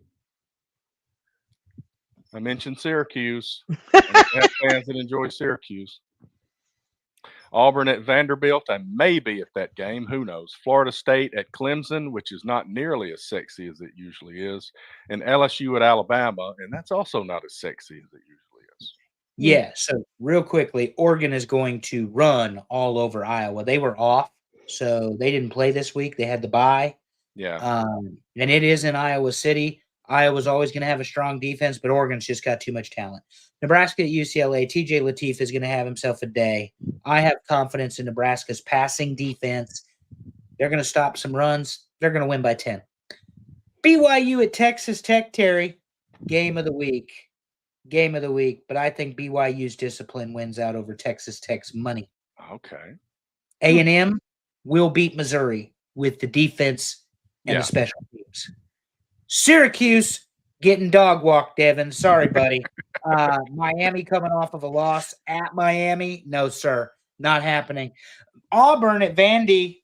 Go Diego, go. I don't think you got a more vocal, confident, believes in himself, swagger quarterback in the country than Diego Pavia. And he has the number one offensive line in the SEC, and it's not close. That'll be a battle, like you said in the chat earlier. I think we're talking about a one-score game, and here's why. Diego is not going to just get to do what the hell he wants to do against Auburn's defense. Right. Here's the problem for Auburn. They can't score. Well, who knows? Because we don't know what Durkin's going to do. And, I can't even name the OC. He was at Ole Miss last year, and Lane Kiffin really hates that Auburn got him. Derek Nix, I don't know what part in the offense he's had this whole time. Yeah. It will be very interesting to see what Auburn even tries to do against Vanderbilt this weekend. I'm going to skip the Florida State. Well, no, I won't. That one's going to be on Cartoon Network. But anyway, Florida State versus Clemson. Did you see Dabo scream at his defense? I mean, he had a damn meltdown. You talk about cartoons. He has become a cartoon. Dabo Swinney. And there are people that are saying he's lost it. Do you pay the man $60 million to go away, though? That's the problem, Then he shows up at Auburn, back in the state. Yeah. When he's won 2 championships. Last one, LSU at Alabama. This team got rolled by A&M. This team got rolled by Vanderbilt. LSU is not a good football team. Their defense is average at best and spends way too much time on the field. Their offense cannot keep a drive together. And this is in Tuscaloosa. And you and I both know, Terry, it's under the lights. I don't even have to look at the schedule. This is going to be a night game. Alabama big off of the bye week on this one for me, buddy. If it was Saban coaching, I'd say that. I don't know. I don't believe in Alabama winning by bunches of points with DeBoer. But they win. Because you've said that before. They definitely win. They just don't win huge. I think it's between 10 and 14 points. Even with LSU being down. Yeah. I'd go 17 to 21. Yeah. But I say that because this is Alabama, Bryant-Denning Stadium. It's going to be huge. Yeah. That's what she said. That's what she said. That's what we call a callback, ladies and gentlemen. Kyle McCord just threw another interception. What do you think, though, honestly, on Auburn Vandy, other than I've identified the line play is where I want to see? I think Auburn's going to run the ball a lot and play defense. And that may mean that they're not converting on third down, depending on how well Vanderbilt stops the run. If Auburn can get big chunks on first down, I think they can keep it close. I think Vanderbilt wins either way, but if Vanderbilt wins by 2 scores, it's because Auburn could not get enough yardage on first down to get past the sticks. Got you. Yeah, this looks like a great slate of football. Here's the one thing that's weird too. Looking while we move on to our main event, all of these for the last decade, it's been pretty clear who your 1 through 10 teams are in the country. Yeah. That is not the case this year at all. Right. At all. So many of these programs have fallen off. So many of them have made mistakes. So many of them have fired coaches. And I wonder if the firing of these coaches isn't just going to create an even larger issue in the offseason for some of these teams. You talk about playing musical chairs when you have a new head coach. You committed to a university to play for X, and he's not there any longer. Right. Yep. Julian Sayin, the quarterback at Ohio State, committed to play for Nick Saban. Nick Saban retired Sayin's freshman year, had a great line on game day. Some coach at Alabama put him on the scout team. What a dumbass. That would be Nicholas Lou Saban that put Sayin on the scout team. So the point being, he left because Saban won't there. And he wasn't the only one that left because Saban wasn't there. The one boy went to Texas, and he went to a national championship game last year. So it's not an exact science. I mean, Saban is not doing very well in the game picks compared to everybody else on game day. No. Just because he's a great coach doesn't mean he knows which team's going to beat another team. His wife beats him every time she comes on the show. Because Terry knows more than Nicholas. Terry, speaking of women who know things, I was told that this week's poll was influenced by one Allison Faye. It was. She did the research. She came up with the idea. And we are featuring a picture of her this week. Yes. And I can't say who she's supposed to be here because ChatGPT was really picky with me about that. I said, Can you move the horns closer together? It said, no, I cannot. Well, I love this. Disney villains, while my son does not enjoy them, I think they are brilliant. If you can make me hate a character, you've done a good job, and Disney is one of the best, if you ask me. Yeah, excellent. It was a good list. Disney we know how big the Disney company is. So if you say everything under Disney's umbrella, then we're start talking about college football villains again. We did keep this list to mainly animated movies. Some animated movies had a live action portion, whatever, fine. But that's where we stuck together. Any Marvel movie is not covered in this. Right. They will be covered in series. Same with Star Wars. They will be in the series. Right. The series one will be fun, but Marvel has so many movies, it's hard to argue they're not the best. But and anyway, a lot of these stories are stories that had 3 or 4 versions. Correct. But the reason but the reason a lot of these made the list was because let's take Toy Story for example. There's how many of them? 4, 5 now? 4, I think. Right. I think there's 4. There are 4 separate villains in each. So that's why, for me, those kind of entries are valid. Well, it's kind of like last week we had what's his name? Die Hard guy. He died in the first movie. We know that. He counted. Yeah. Hans Gruber. Hans Gruber. Yeah. Yeah, agreed. Totally agree. Right on Let's see who dismissed the list and who we're pissed off about dismissing the list. Go. I'm ready. The evil queen from Snow White, who has a bunch of different names. This is who I thought about when I said that. I think technically we had her on there twice. We did. Lady Tremaine.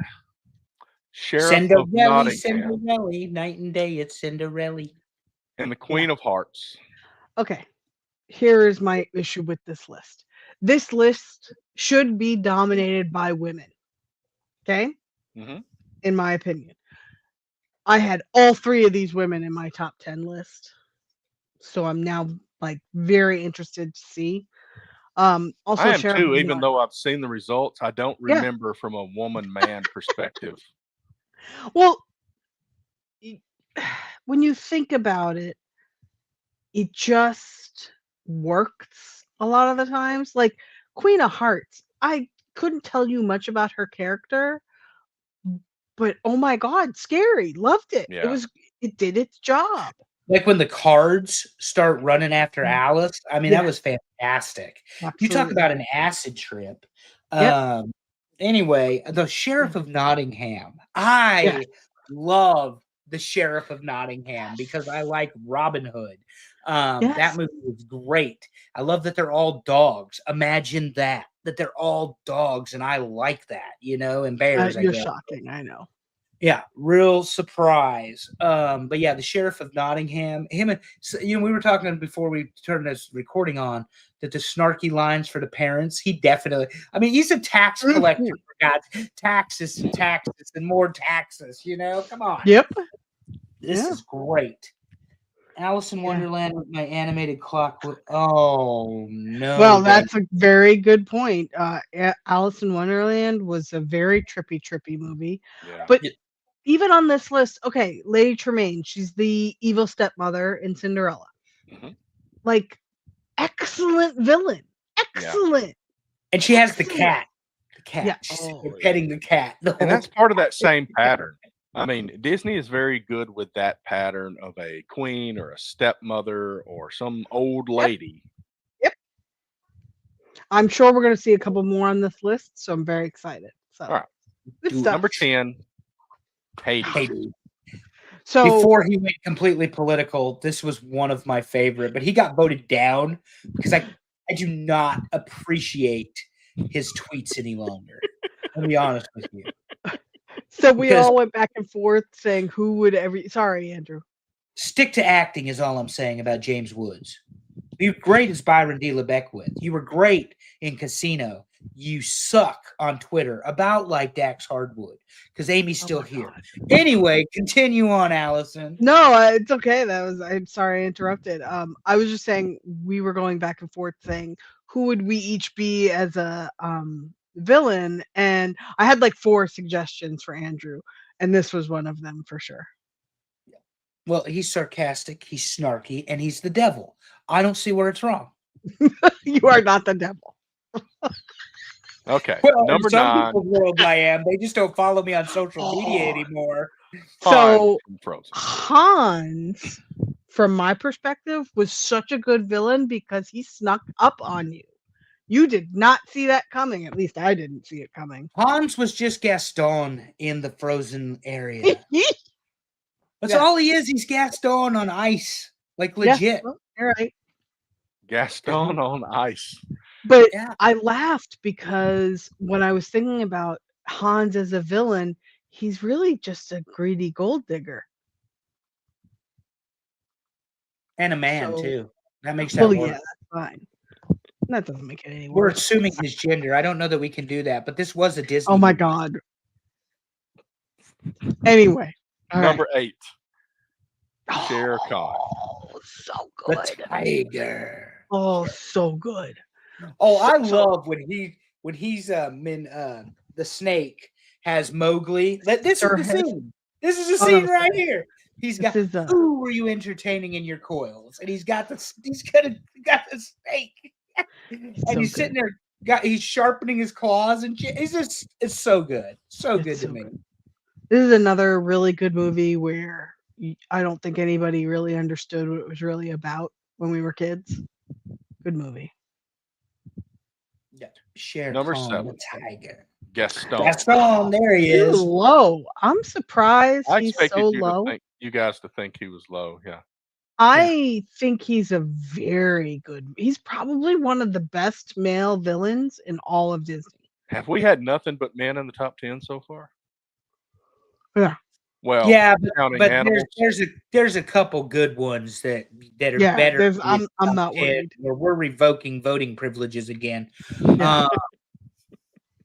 I mean, we got the Hillary Rodham Clinton of top 10 Disney villains coming up soon, and you'll know who it is when she pops up, the Sea Witch. But anyway, old Gaston here. Yeah. Thought he could have Belle. He was almost a rapist. I mean, like he was almost Gaston. Correct. Like no way. No, but kudos to Disney for showing that You know, just because you're muscly and brawny and I forget what the other burly, doesn't mean chicks want you. Go away.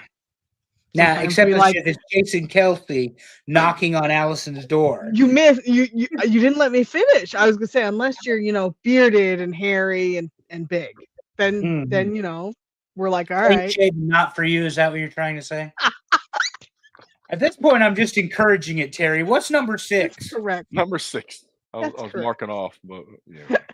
Captain Hook. Oh, Oh, yes. so good. Yeah, Peter Pan. So Gaston is good. a wrestling heel. That's pretty good, Dave.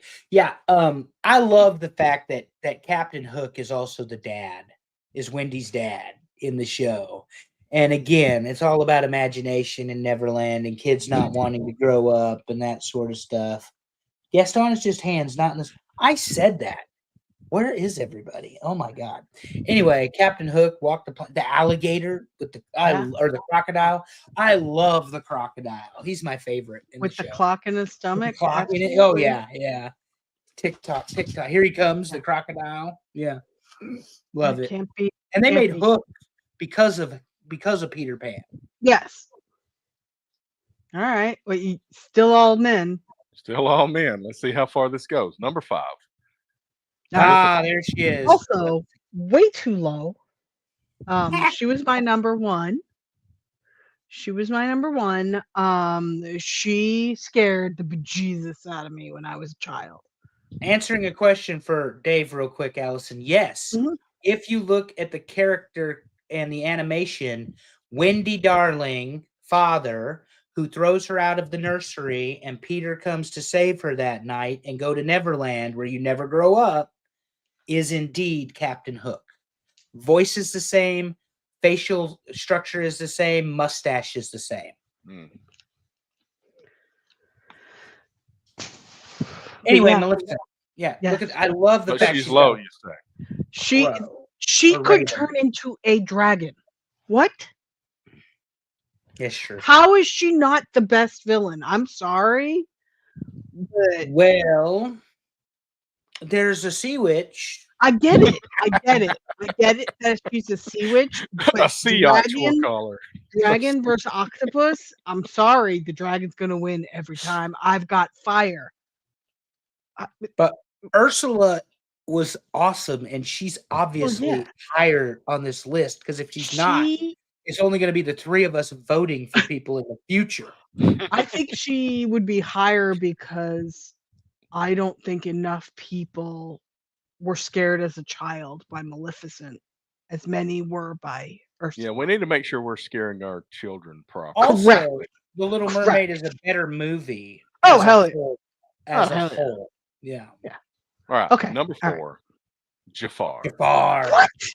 Okay, so look, it's so good though because he's the sniveling, sniving, conniving advisor who's got the talking evil bird with him, which makes me laugh because it's Gilbert Gottfried. Iago's and then he decides the only way he can be powerful is to become a genie, to be more powerful than the genie, because he gets outsmarted by a homeless street rat stealing bread in the beginning of the show.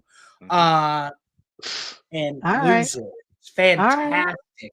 Now, the subsequent movies, the second and third Aladdin, they suck. Whatever. This Aladdin, Whole New World, like I said, the street rat, the genie song, what's the genie song? Where the genie wakes up, they say, and he sings that he's the genie of the lamp. So good. The music composition in this.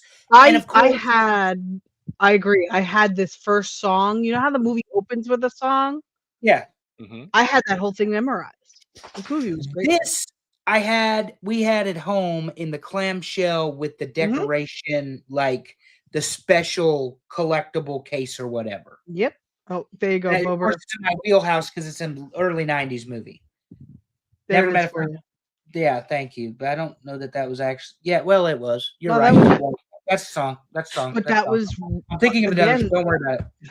That was also Robin Williams. So, I mean, when you think about that, Robin Williams was epic. Fabulous. Yeah. Will Smith is the genie. We could do a whole list around Robin Williams. Yes, we could. That we need to put on the list. I need to go back and listen because y'all told me a different one earlier, and I didn't write it down or anything. So Gas stations. Gas stations. gas stations, and Robin Williams. All right, Yeah. number 3, Ursula. Whoa. Whoa. Three? 3. Excuse me.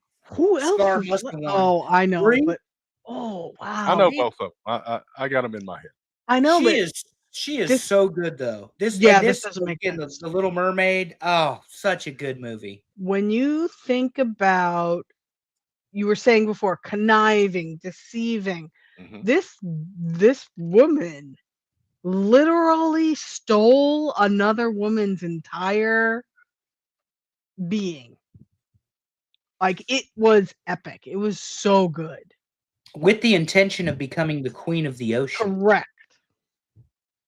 Yes. And They- she got to the man she couldn't get to because he knew all about her through her daughter, who just wanted to be a human. so good. Wonderful. So good. All right, let's talk about the top 2. Number 2, Cruella. Oh, okay. Can't complain. Cruella de Vil. Ec- So we've got a lot of dog lovers. In Both this of them group. were on my list in the top Yes, 5. same, absolutely. Cruella de Vil, though, I did not realize how much of a villain she was until I watched the live action movies. And I Was was she- like, Breeding and killing dogs, and he's trying to pay money to kill the dogs. Yeah. Yeah. I was so happy with how they did it. Speaking Totally of dogs, go lay on your bed. You man, go lay down. You're talking about dogs. Go lay down. She just woke up. Excellent. She'll be back asleep in 4 minutes. It's Molly. She's tired. Yeah. I think She's she might have been my old. number 1. I'm Okay. notorious for voting and not taking a screenshot and having no idea what I voted. So that's and why these I don't Disney say movies- who my number 1 is very often. And to Dave's point, these Disney movies like Cruella had the cigarette and stuff. Like, it was before Yeah. everything got so woke. Like Oh, she's yeah. smoking the cigarette, Absolutely. like, Well, hell, oh, wearing the furs, Without the dog wearing killing like, you still. yeah, oh, Cruella. very good villain. Very, And again, the music was good in it too, and Yeah. the whole 101 Dalmatians. I love when they became black labs, like they rolled in coal at the movie to get away Oh, from no, the crazy lady. We're gonna fool the old mad lady, and it was so good in the Oh, different Dalmatians. But anyway, it is what it is. Paul Walker, Glenn Close was a great. She was the live action of the 101 Dalmatians much better than the live action of Aladdin. well, But Call back from last week on the Glenn Close comment. yeah, I know. But Cruella was better than 101 Dalmatians. And if you haven't seen the live action Cruella, Okay, go see that. awesome. Okay. I have not seen it. Number They one, better than recommend it. Scar. Number 1 Yes. is Okay, good. Scar. Okay. Yeah. Definitely. Yeah. This is what I settled on for Andrew. I'm pretty sure. Look, you talk about sarcastic Yeah. and fun-loving. Yeah. Surrounded by idiots. That's my tagline tonight. I love Scar. So good. And this is one of the most popular Disney movies ever. Yeah. Ever Which- for a reason. It is I so think the good. reason the Lion King has a lot of very descriptive scenes where Scar is explaining and explaining and explaining things, and that just builds the terror behind what he does. Yeah. I love when he's talking to the hyenas and they're like, no, king, na, na, na, idiots. I will be king. And he's, and I mean, like hyenas and lions naturally opposed to each other, like in nature. So it's so good. And then, of course, the score. That's the music. Oh, yeah. Was great. And like the story itself, like, here's an example how pop culture goes from one thing to the next. The pilot of Modern Family involves Cam and Mitchell at the end of the show bringing Lily home. And Allison knew where I was going. Cam, the overly dramatic gay man in the relationship, hits the music, and Lion King Circle of Life starts playing as he presents Lily to the rest of the family. That's how much of an impact Lion King has in ways.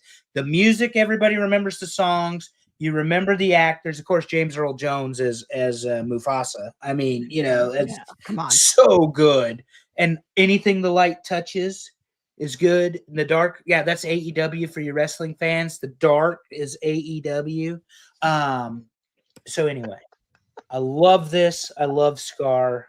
And Yeah. Scar was kind of my guy, even though he killed his own brother. But, apparently the subsequent movies explain that. I'm not interested. I only like the originals. I So, agree. call back to the Savannah Bananas. They do a Lion King thing too. They take a baby and they dress it in a banana costume, and they do the same thing. It's fabulous.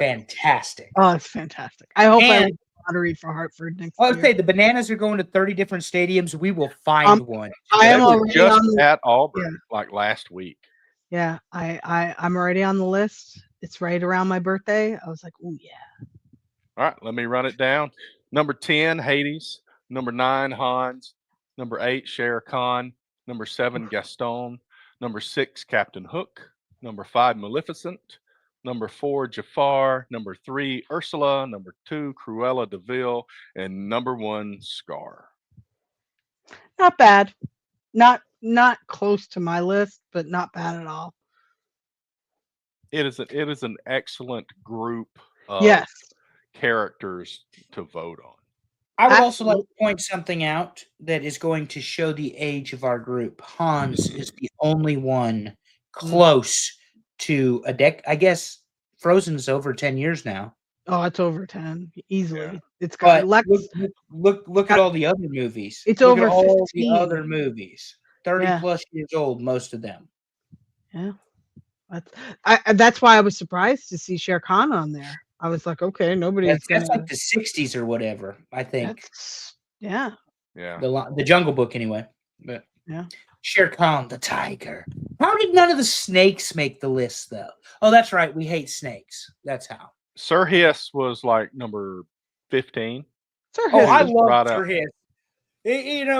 Robin Hood and Little John are robbing the carriage, Yeah. and he's like, "I'm being robbed." Of course, you're being robbed. He's trying to tell him, like, Sir Hiss is the only one that's smart at all, and Little John is a dope, and he's sucking his Oh, thumb yeah. and the whole thing, Oh, so good, so good. But good. anyway, Sir Hiss, Excellent. Love it.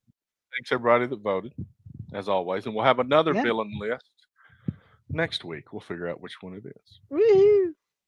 We have options. Let's Mhm. talk about talking wrestling. I did not text Dave today, so I don't even know what night they're on this week. They did Yes, have to Dave, please cancel fill us last in. week because Dave was under the weather. So hopefully they'll come back stronger and better than ever this week. Are you guys still on? Can you tell us anything about the show this week? Dave lost his voice, which God, that'd be some riveting audio. Let's just put it that way. You lose your voice, and you don't have a Tuesday. guest. Tuesday. there- How about a guest? Is there a guest, sir? Let us. Or are open y'all up just your show. talking wrestling this week? And while Dave answers that question, don't forget to reach out Talking wrestling. to all of our friends at the Mark Out Moments. There are plenty of programs that you can watch, and no guests this week. Well, that's a shame. I like their guests. They do good interviews. I like to I mean, learn. at some about the point, it's got to be different- tough to find guests. I Yeah. mean, we have a hard enough time coming up with a topic. They got to coordinate bringing a guest on. Good God. Yeah, I hey, kudos to them. I just think it's a really good format where they bring in It is. usually an It is independent wonderful. wrestler, somebody that people don't necessarily know. That person has a different perspective. Not all of them are home runs, guys, as Dave and Amy will tell you, but They may They- not, but we will say it. we will tell you they're not all home runs. But the shows are great, so I'm all good for it. But 3 years. anyway. Wow. Amazing. Awesome. How many so proud of episodes you. are you up to now, guys? It's got to be like 150, 160. we had double shows, double counting. We're not Yeah, quite so as involved as hey, y'all are. If we put out any kind of audio I counted it as an episode number. That's right. so- It works. And we for don't me. do seasons. Screw that. I No. did that at first, and then I'm like, no, this makes no sense. Mm-mm. Well, yeah, 'cause Anyway. we were just going to stop altogether. Like, what in the world? That's not So this happening. is Talking Wrestling. Find them Tuesday night. Mark out moments. We love it. We think you'll love it too. And for us, let's talk about it. What options do we have for villains, and what do we think? We have let's see. We have movie series, we have TV series, we have sci-fi, and I think animated, non-Disney. Non-Disney animated. Let's not do that one quite yet. No, let's not do that Please one. spread Let's that out. do TV. Let's switch. Let's do We TV. just did You know two what would be movies. very good, but I don't think people would know it, would be soap opera villains. That would be a Yeah. hell of a list. I only know one. Victor. Victor is the villain. That's it.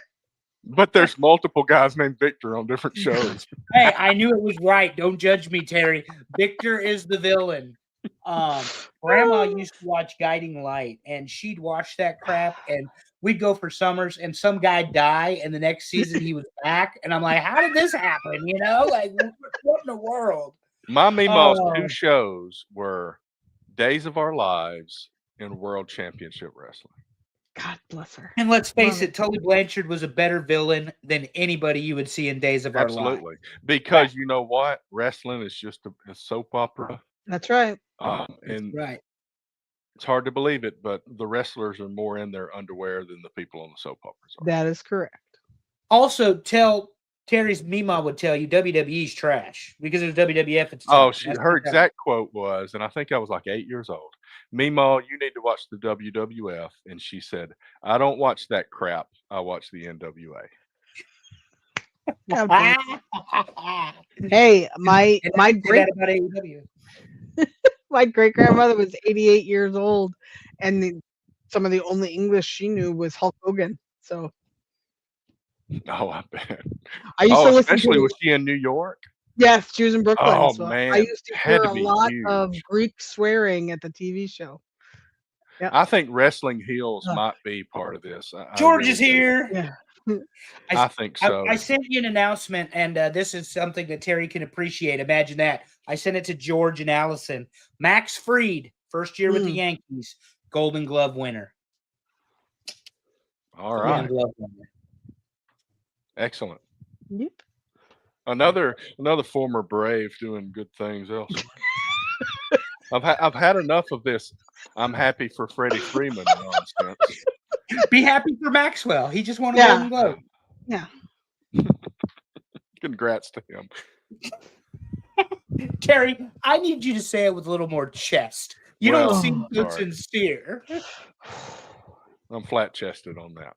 Considering that the Braves don't even have a manager right now, we'll swap you.